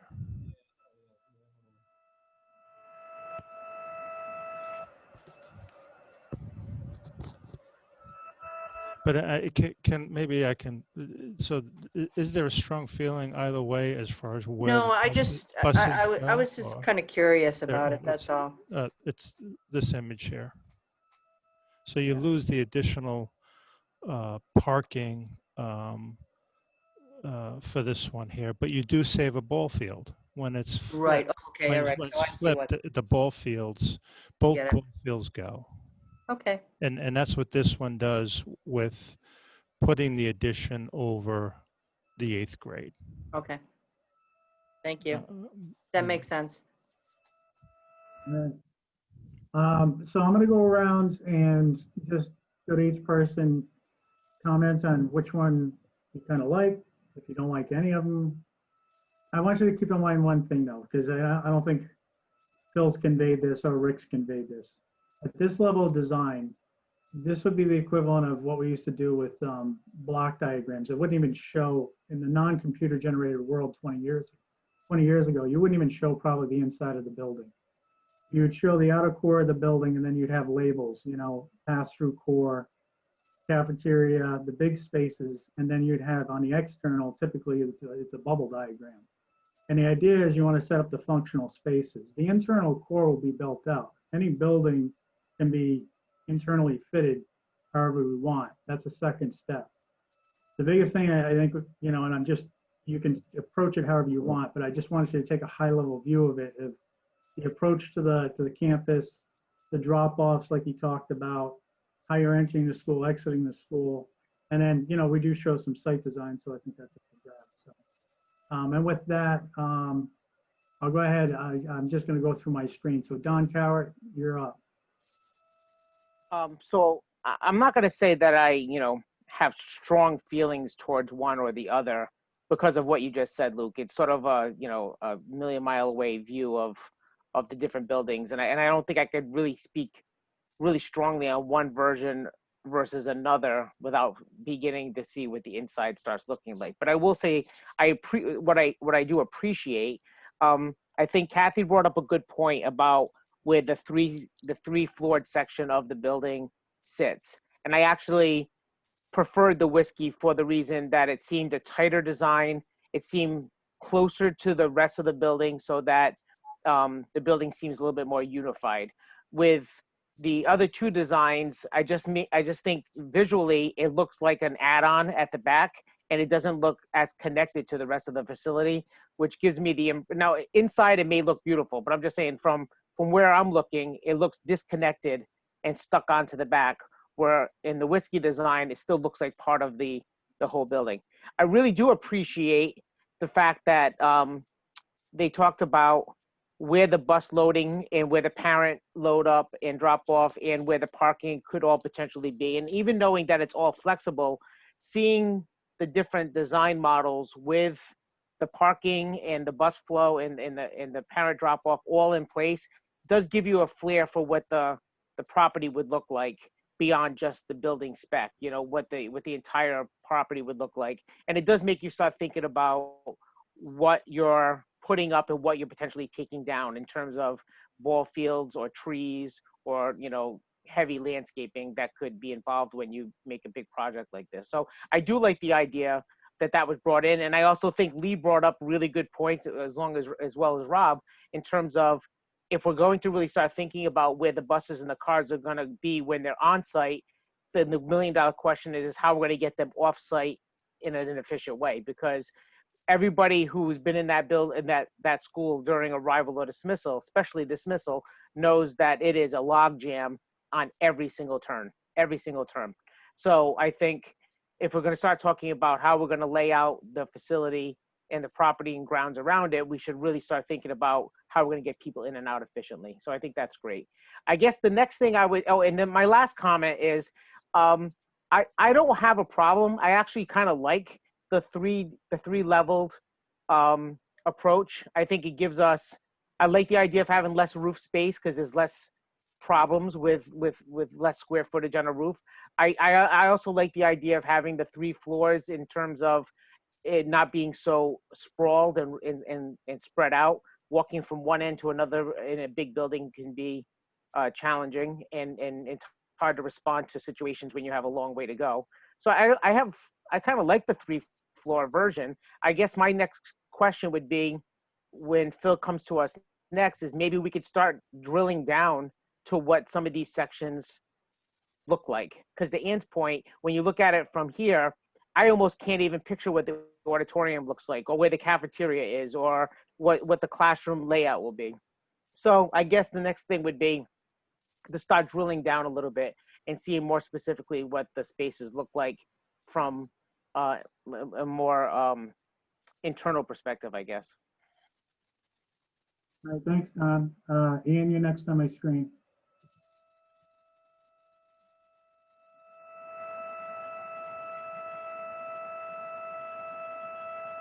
Thank you. I like the idea of a dramatic entrance, which is very welcoming for students and staff. I like the concept of the 3-story building as depicted in Whiskey because it's on the side. And it seems that when parents and students come in via the bus, come over that hill, they will immediately see that new section. And I think that visually it will be important to have it in a good location. I've heard many comments from Lee and Don, and there were other comments about flow, and I think we need to look at the flow of traffic once again, or many more times, to see what we can do, because even though we may be dropping off buses, or buses may be on one side and parents on the other, or vice versa, there's still going to be a lot of traffic moving in and out of there, and we need to look at the whole traffic flow again. Lee's comment about the use of the cafeteria was a very insightful one, but I think there needs to be some place, some kind of holding place where students can be sent to, or stay while they're waiting for buses or parents to come, because there's much inclement weather during the winter time. So we need to think about this. I'll call it a holding space. It might be a foyer or what have you, but we do need to think about where students come and where they go from.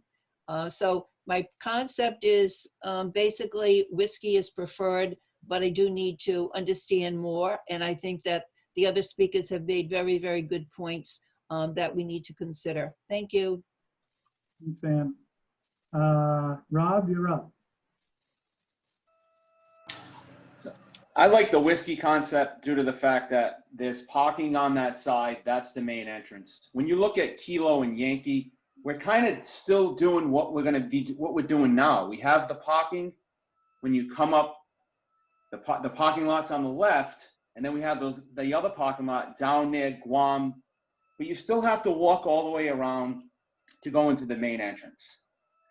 Whereas Whiskey, the parking's there, you can walk through the main entrance, and I think if you have a great main entrance coming in, you could bang an immediate left coming down, and you got access to the auditorium when there's an event. But in the same token, we have to have some sort of, there's got to be a way to get into the gym if that's going to be the main entrance. So do we have, I know we're going to have another access on the other side, but now we get into signage when a parent comes up. But I agree, I like the Whiskey concept due to the fact that the main entrance is there and the parking. And like I said, Kilo and Yankee, we're almost what we're doing now there, with the main entrance in the front and the parking all the way down on each side. And thanks again for what you guys are doing tonight. It's great. Thanks, Rob. Kathy, you're up. Yes, I will echo what Ian said and what Rob has said. I think a dramatic entrance, that's sort of, and I can imagine, obviously we haven't seen the floor plans, but I could imagine glass there, a really welcoming place for students, and completely different from what it used to be. Sort of, which was always sort of in the corner and kind of diminished in some ways. So I think there's probably more ability in Whiskey to come up with something more dramatic. I like the idea that the administrative suite would be in some ways closer to the academic 3-story wing. Because I mean, obviously, if there's an emergency and an administrator is needed, that particular model seems more compact and maybe not so much walking for people in the building to go from one spot to another. And like what Rob said, I like the idea that the main entrance to the facility is very close to the auditorium for nighttime events, for example. It looks to me like there's more ability in that model inside, in that sort of white area. Like, I'm not sure what the imaging would look like, but it looks like it, when you first come in, you might have this wonderful foyer with some natural light that would really inspire kids and inspire the faculty. So as far as where the buses and the routes go, that's always going to be a little problematic on this site. But I like the academic wing closer to the school and more incorporated into the rest of the older facility. And it certainly will be a showpiece for the community without it being in the back somewhere. So having a new entrance and having a new dramatic entrance, I think it's my favorite. So thank you.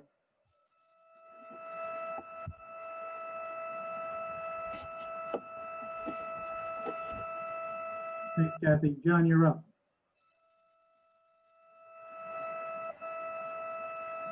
Thank you, Luke. I think I'm going to have to repeat what everyone else said. Whiskey is my favorite. I think it's compact, focuses the new look on the entrance with a new entrance space, new administrative offices. Everything's right up front. You have good access to just about everything. I think it's really densely compact. I would like to possibly point out, though, it does, in my opinion, add one complication. In Kilo and Yankee, you're leaving Guam in. This is the only one that's taking that Guam area out first. That means you're also taking the kitchen out first before the new kitchen is built. So I don't know what kind of complications that brings in and extra costs for phasing and stuff like that. But Whiskey, as far as a design perspective, the final design, the final look of the school is my preferred. Thank you, Luke. Thanks, John. Lee, you're up. Thank you. Well, here's Lee again. I'm looking at it from a different perspective. Your property of the middle school is like my property of my house. I have the front 10 acres, I have a middle 10 acres, and I have a back 10 acres that I can't get to right now because there's a swamp in the way. And I'm concerned about, protecting that back area instead of taking a chainsaw to it. So I really still feel that the landscaping has to be towards the front. Of the 3 facilities, I don't like any of them. I don't like the idea of telling 7th grade, sorry, you got to go somewhere else for a year or 2 while we construct a new building. So I looked at this thing and I said, okay, what could we do different? Answer, how about immediately adjacent to the, let's see, the auditorium, we build a 3-story building, square in design or rectangular back, with a side entrance beside it between 116 and this new school building. The area behind it becomes faculty parking.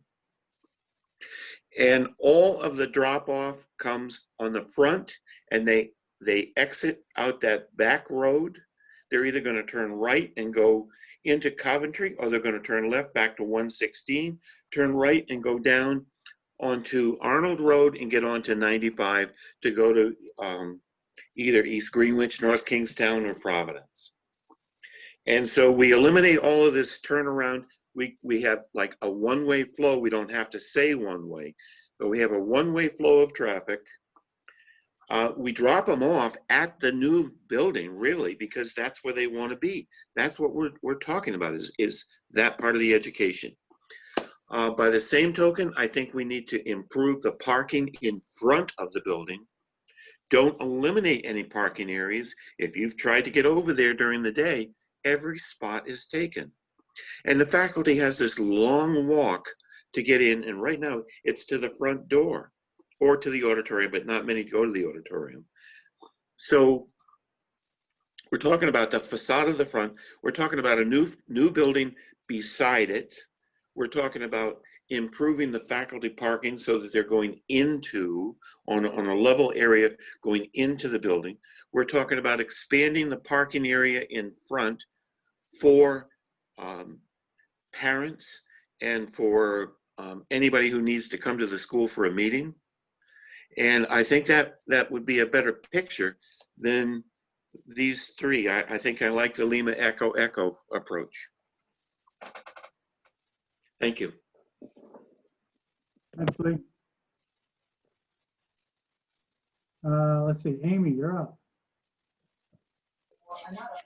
Hi, everyone. So I'm looking at this from a parent who had kids there 15 years ago, and also as an administrator. I'm actually, I think I'm thinking about this a little differently. I actually like Kilo, and here are my reasons. First of all, I love the fact that you guys have separated the parent and the bus parking, drop-off time. I also love the curve that is in Kilo and how that design kind of brings everybody together almost to like a central location. I also think there's some good spacing for unloading on both sides of Kilo at the parent drop-off, like walk-in areas where, you know, these are opportunities sometimes for kids to congregate on the way in. So there's good congregation space almost, it looks like, on the parent side and also on the busing side. I do think that we need to put some parking in the front of Kilo because, again, as a parent, it was very hard to park anywhere near the main entrance. And I think we want to make visitors and parents be able to park and easily get into our buildings. I also like Kilo because I think having the bus on the side of the school where the main road is and the parent parking being on the side where you'd possibly be dumping onto a back road, that back road is really thin. I would hate to see buses, if we don't have to, going down that road. I'd rather see them dumping onto 116. The other piece that I wrote down was I think Whiskey looks really tight in terms of space over by where that parent drop-off is and the three floor part of the building. I think that whole area looks a little bit tight to me. I could, you know, not really understand the drawing, but if you look at how it's spaced out, it just looks compact there, and that concerns me.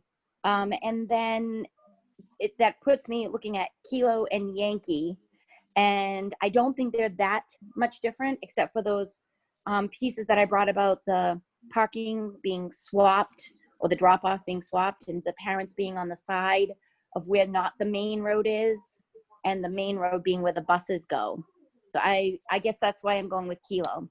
I do want to throw one more thing out there, and I think I brought it up before, and I think it's important that we start to consider how we can bring the middle school as part of this team, whether they're just like a temporary part of this panel, but we need to be asking teachers and administrators that are working in those buildings about these kind of like very basic floor plans, and they do the daily operations there, and I think it's really important to get their opinions on it. And that's it. Thanks, Amy. And I just want to chime in on that. I think you make a good point. I think at the next level, because I do think at this point we're a little bit more site layout, but as far as even the operations, internal, external, we need to start pulling them in as we start refining this a little bit more. All of these need to be tweaked for sure. What else do we have up here? Christine? Hi. I find myself kind of torn between Yankee and Whiskey. I like that in Whiskey you have that entrance, that main entrance, like there's just no denying that that's the door, that's the main entrance. But to Amy's point, it does feel kind of tight with that parent drop-off road. You know, like if you're going to drop off and that's the main entrance, like it'd be nice to have a place where students could maybe gather before they go in, but right there, it doesn't feel like there's enough room right there. But with the Yankee, I feel like I'm still lacking that main entrance but there seems to be more flow around the building on that one. And the other thing I wanted to say was I don't think that entering into the cafeteria would necessarily be a bad thing. I'm not sure what the breakfast thing and options are for the middle school, but you know, thinking way back to when I was in like high school or middle school, I know that, you know, we had breakfast options. So if I'm being dropped off and my first stop is the cafeteria, it just becomes really convenient, and I'm freeing up a lot of time with having to find my way into the cafeteria. So I actually like that option.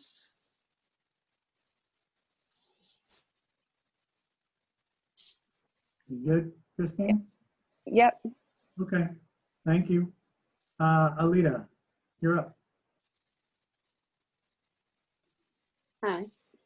So, a couple things when I look at these. Any level of new grand entrance, I think, is a nice concept. So whether it's Whiskey with that curve in the building there, I really like. Also, on the Kilo side, I think I also like that in taking the existing entrance and turning it into something. But at that point, I would just question why we would bother to get rid of the circle there as far as traffic flow. If that's going to become the entrance, somehow get some parking spaces there.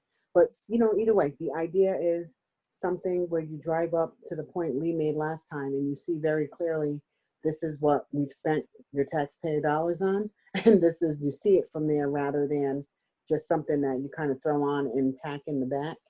One of the things that I look at with all of these, and I'm not really sure, I'm trying to look at it with a aerial shot that I had, is in the back there. There's like a softball field and a baseball field maybe, and I think all of these seem to take that field away.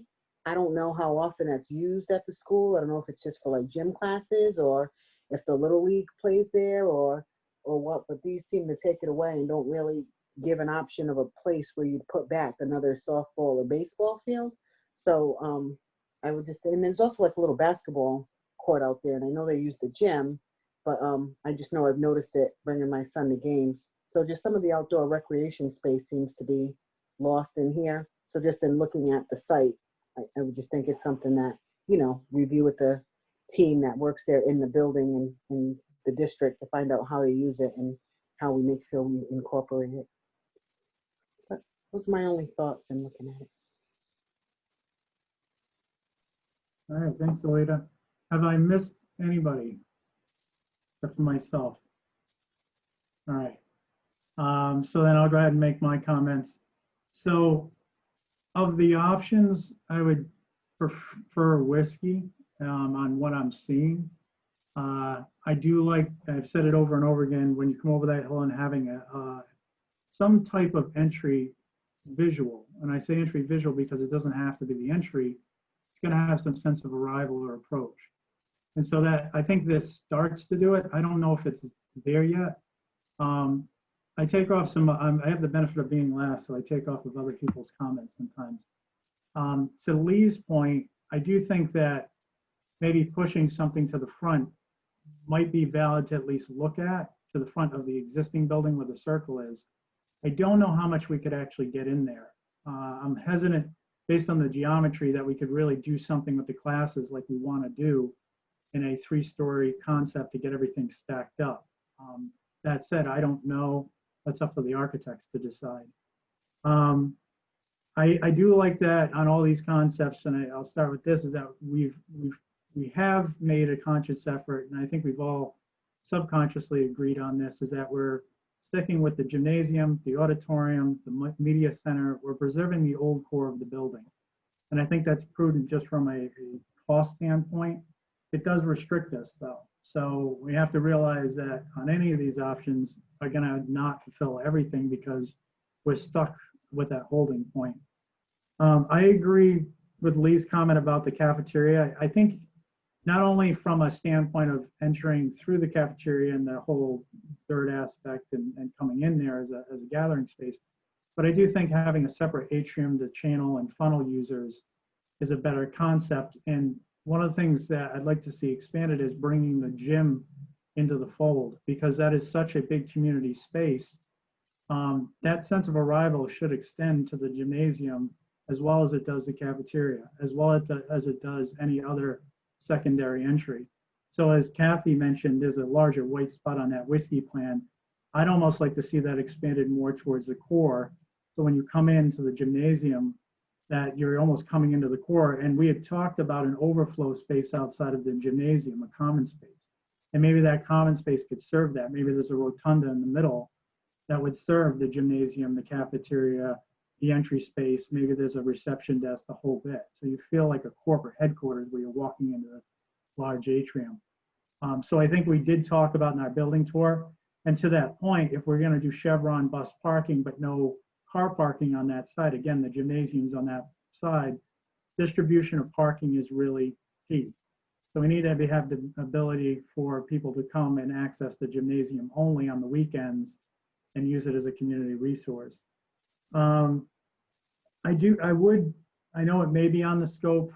I can't remember on the stage too how far we get in the site design, but I would even be willing to put a little bit of my time into the design effort using GIS has really good what they call LiDAR topography.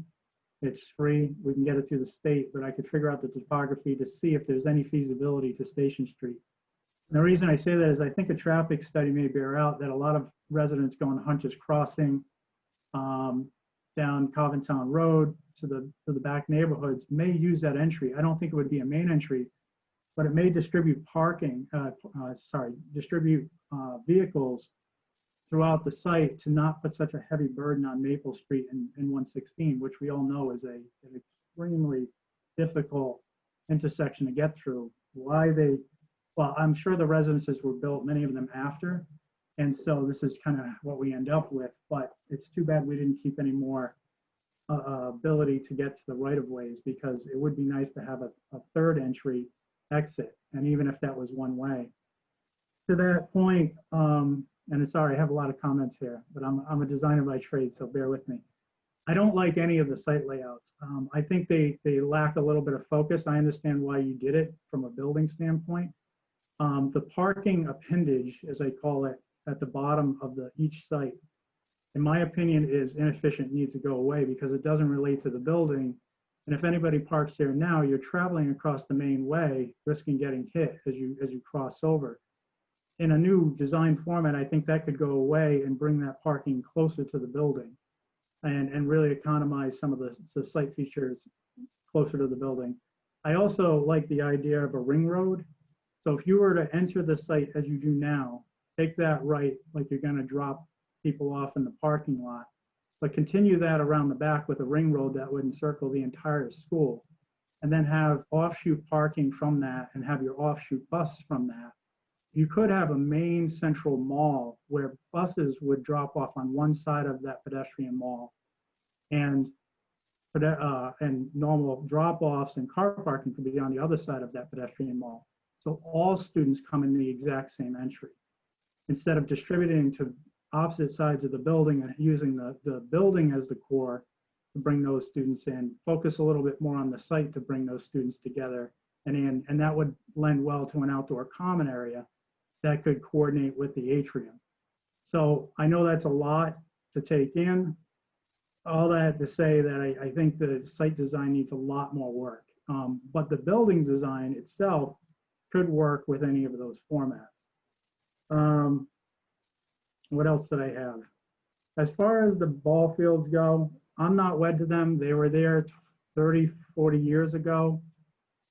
We've expanded a lot of fields in town.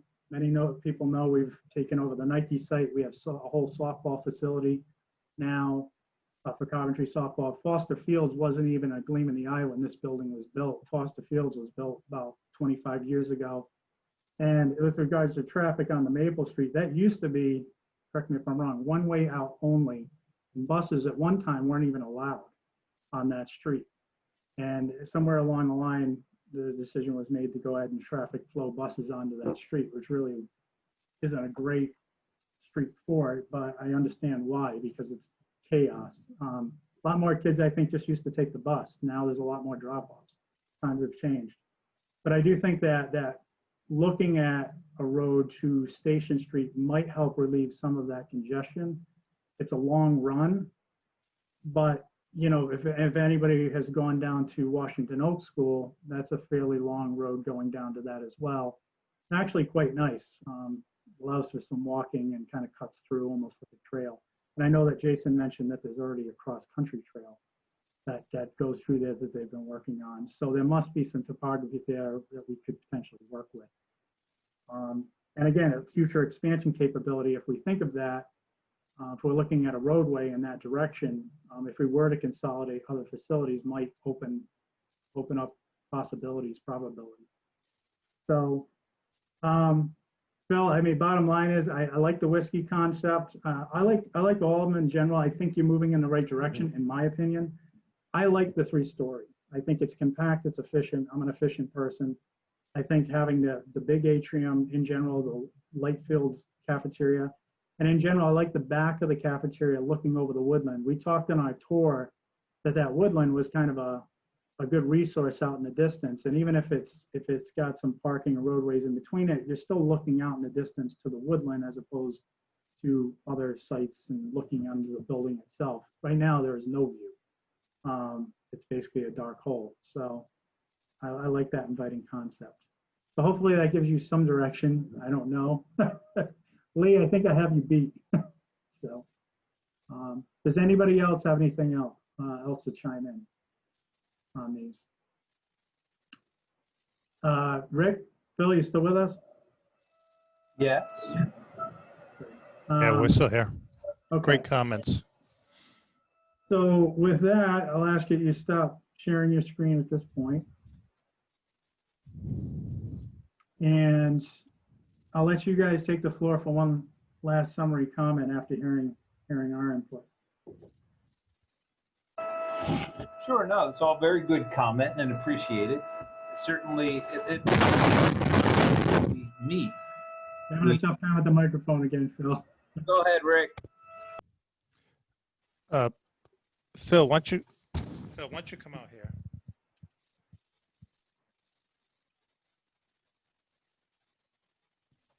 I just want everybody to hear Phil.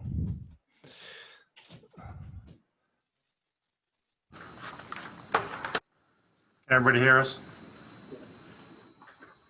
Yep. Okay. Good. So I was just going to say, it's always helpful after we meet to get your comments. It's something we can react to and move forward with. Okay. Well, hopefully you're taking. And honestly, we didn't think about a ring road around the building. It just didn't enter our thoughts that was something that we should be looking at. So we can definitely look at that and then see what how the site parking and the drop-offs work off of that. So.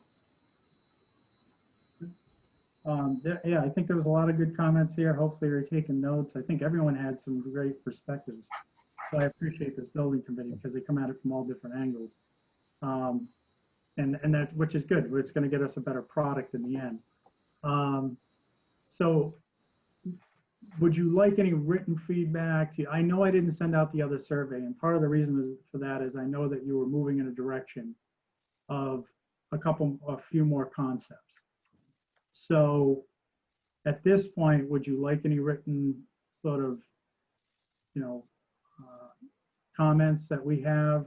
Would you like us to go ahead and fill out the sheets that you provided already? Tweaked?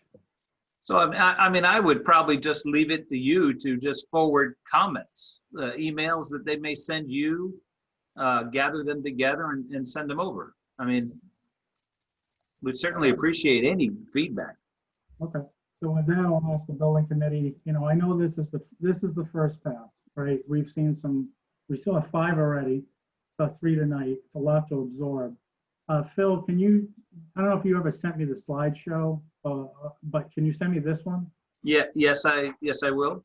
Okay, so what I'll do is, or at least send me a link, and we can get it out to everybody.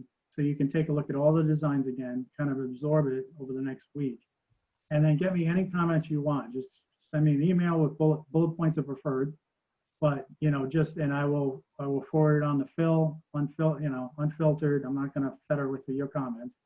But that way we have one pipeline to kind of get to Phil and his team. Leah, I know your mind's working, so you'll probably have a whole list by tomorrow. So, which is great. That's what we want. And then Phil, next steps. All right. Well, we want to continue working on the concepts that we have, picking up your feedback. When is our next building committee meeting? So I look at my schedule, 2 weeks, right? So we had it scheduled for the It says the 13th on our agenda. Right.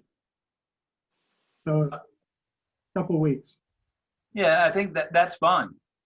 The goal is to have a design that generally supports everything you want to do, because the goal of the stage 2 is really to move forward with a level of documentation that they can get an accurate cost estimate on, and that RIDE can review and approve for reimbursement.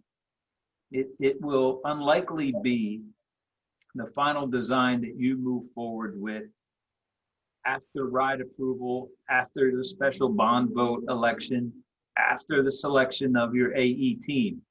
So we will absolutely respond to your comments and fulfill the programmatic needs. But this will not be the final design. I can guarantee you it will not be the final design. Getting us in the ballpark, correct? That's all. But can I ask, what is, Bill, if we're supposed to be at a level of schematic design documents for the stage 2, like what kind of timeline are we looking at? When do we need to say this is the, the footprint at least, and then we are dealing with the interior spaces and all of that? Like when, at what point you must have a cutoff where you need us to give you a firm answer or have a firm vote on how to go further, right? Yeah, it's certainly probably no later than the middle of November. By the middle of November, we need to know what direction we're going in, because we're going to we'll have a driller come out and do cores at the location of the additions. We may have some wetlands or other land delineations that we need to have conducted. We certainly need time to do the documentation and then to get the cost estimates and everything else. So, probably by mid-November, we need to go into what we call FD, which is frozen design, basically. Means it's far enough along that we all agree that this is what we will cost estimate out and, proceed with, which is basically going to be the size of the building and, what the cost is.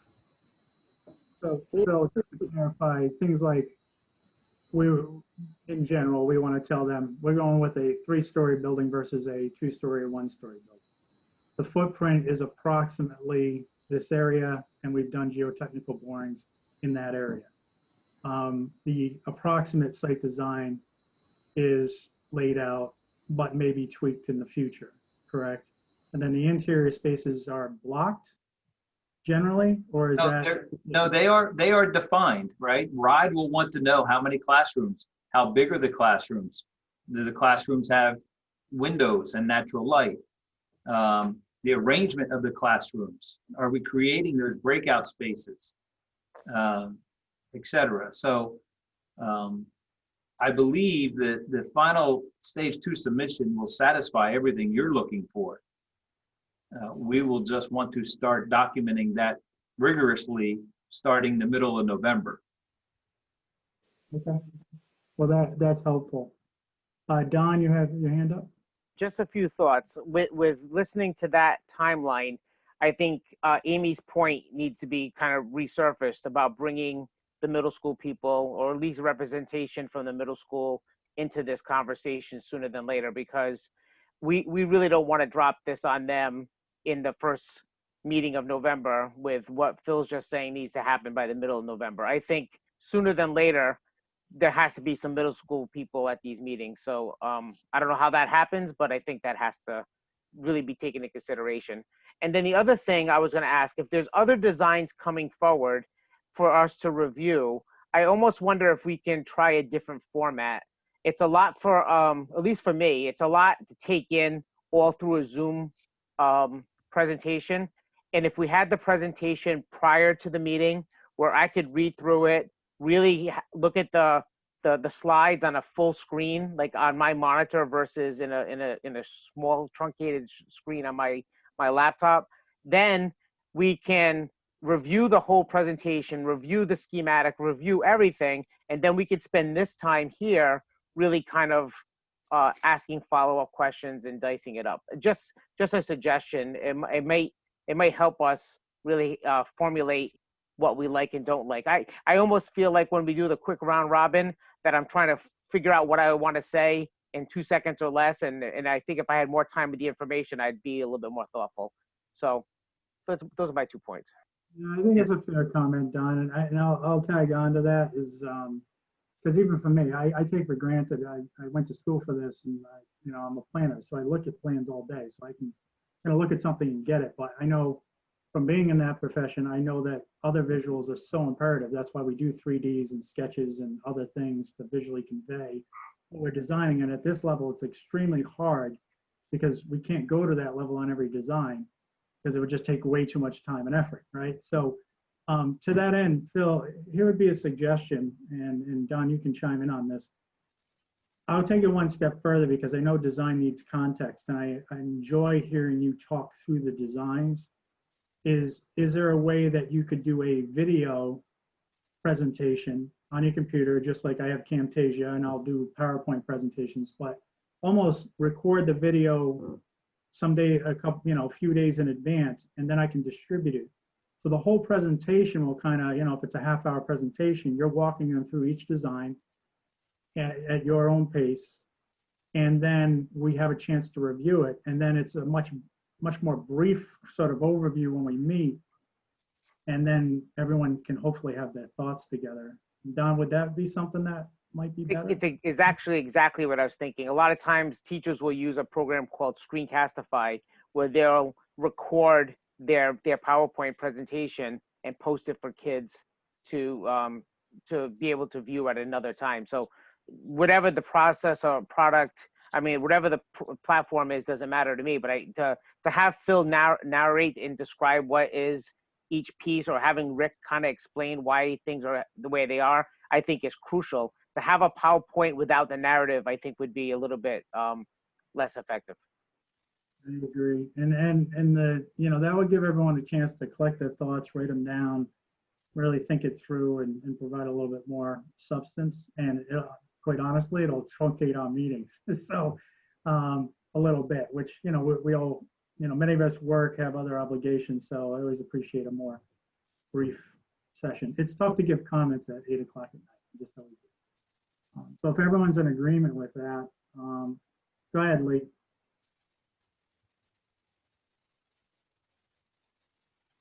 Working on his mute button. Yeah. Okay. Thank you. One thing that I think we have not really heard too much about is STEM, scientific. I'd like to see some of the new edition specifically emphasize school laboratories, and what are we offering the student to experience in the labs in the 7th, 8th, and 9th grade level. I'm sorry, 6, 7, 8.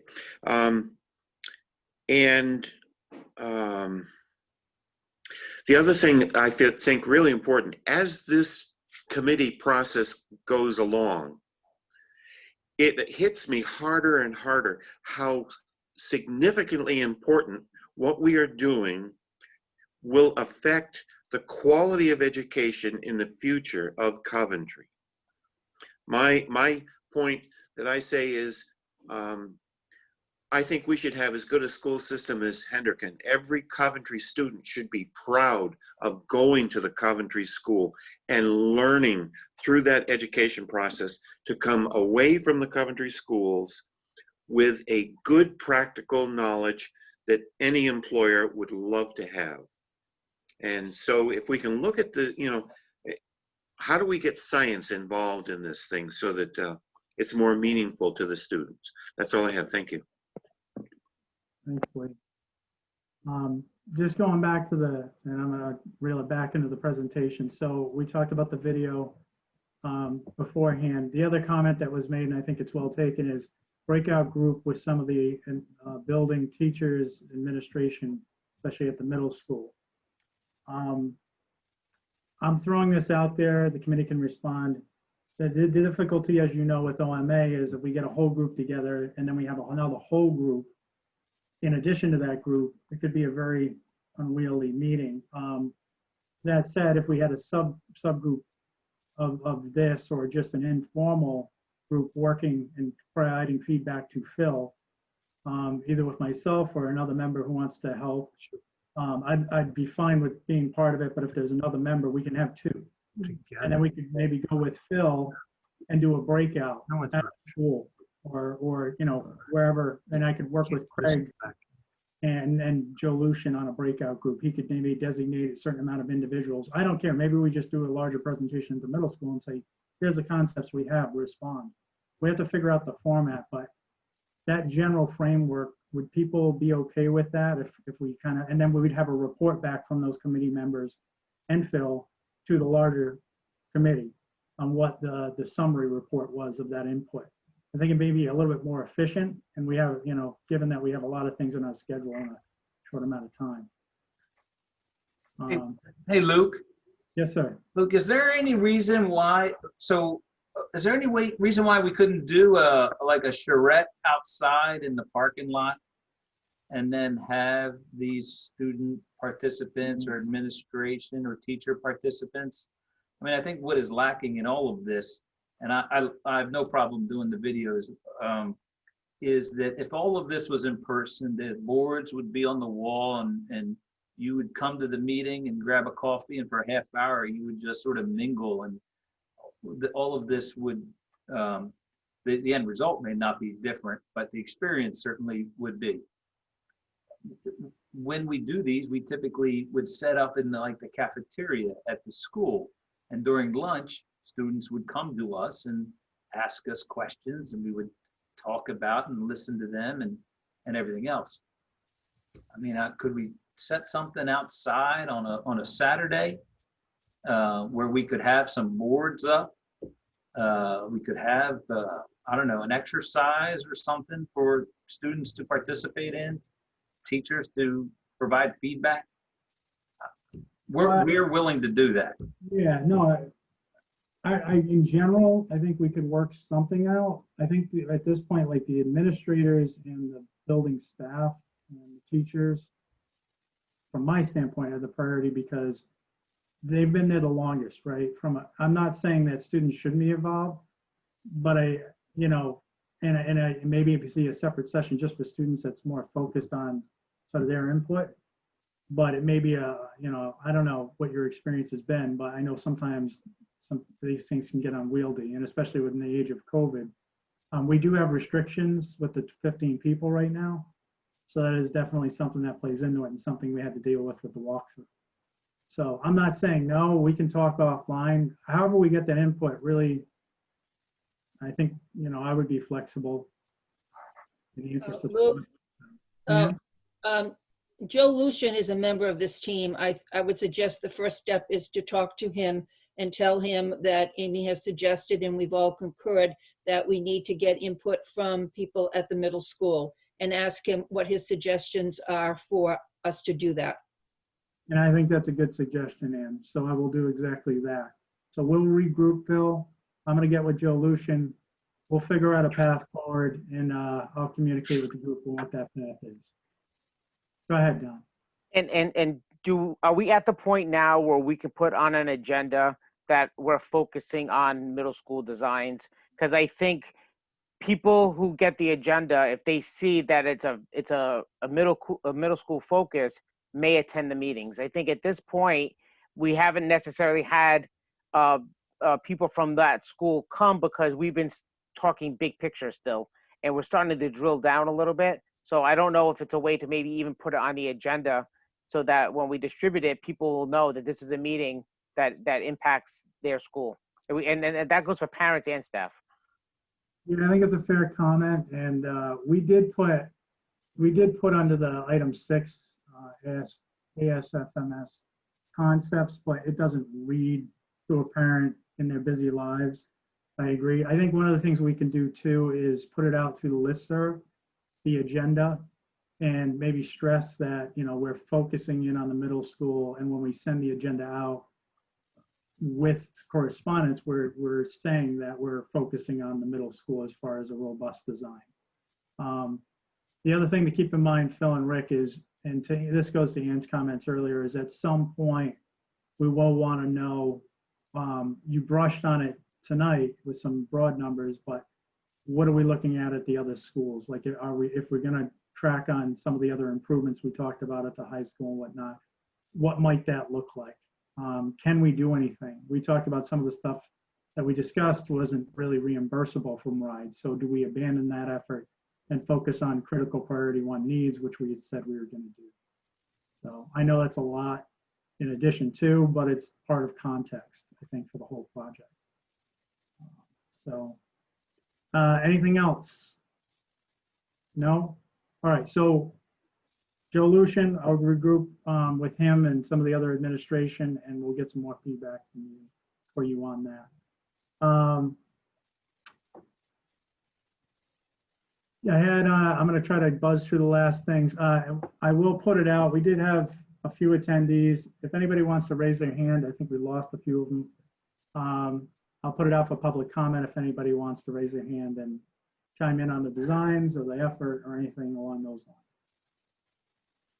Going once for public comment, going twice, 3 times, and no. Okay, moving on. Communications outreach update. I'll be brief. I have had correspondence with Chris Horan from Horan Communications. I've spoken, we did get a proposal. It was higher than I would have liked.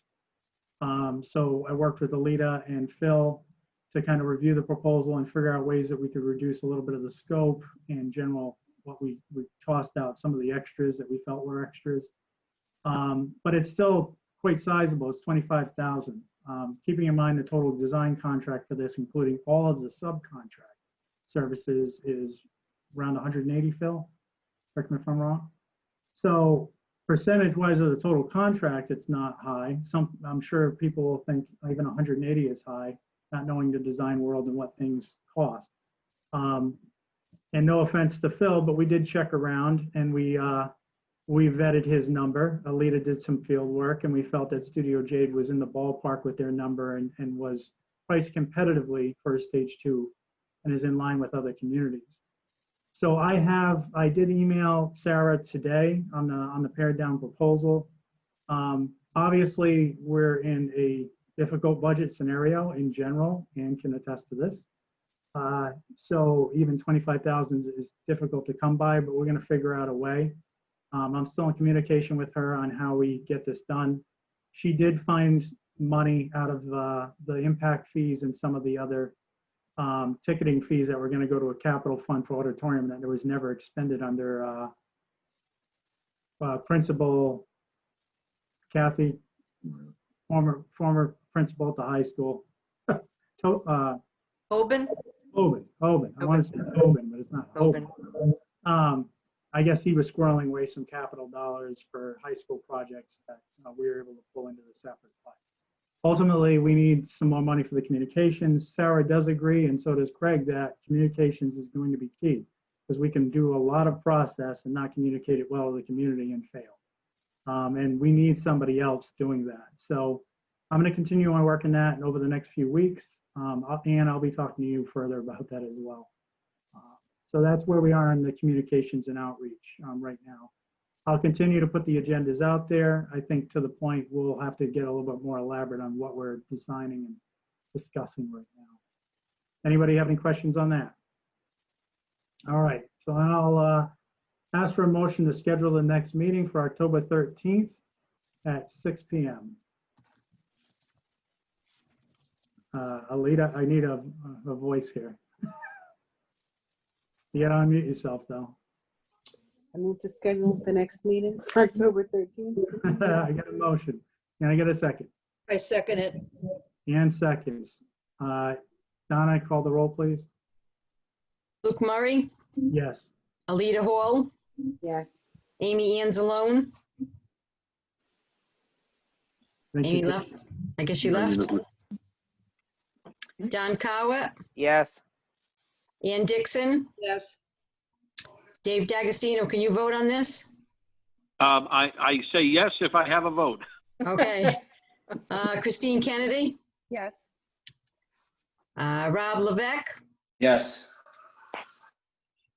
Kathy Patnode, Yes. John Price, Yes. Lee Restall. Yes. All right, thank you. And if nobody has anything else, I'm going to motion to adjourn. Can I get a motion?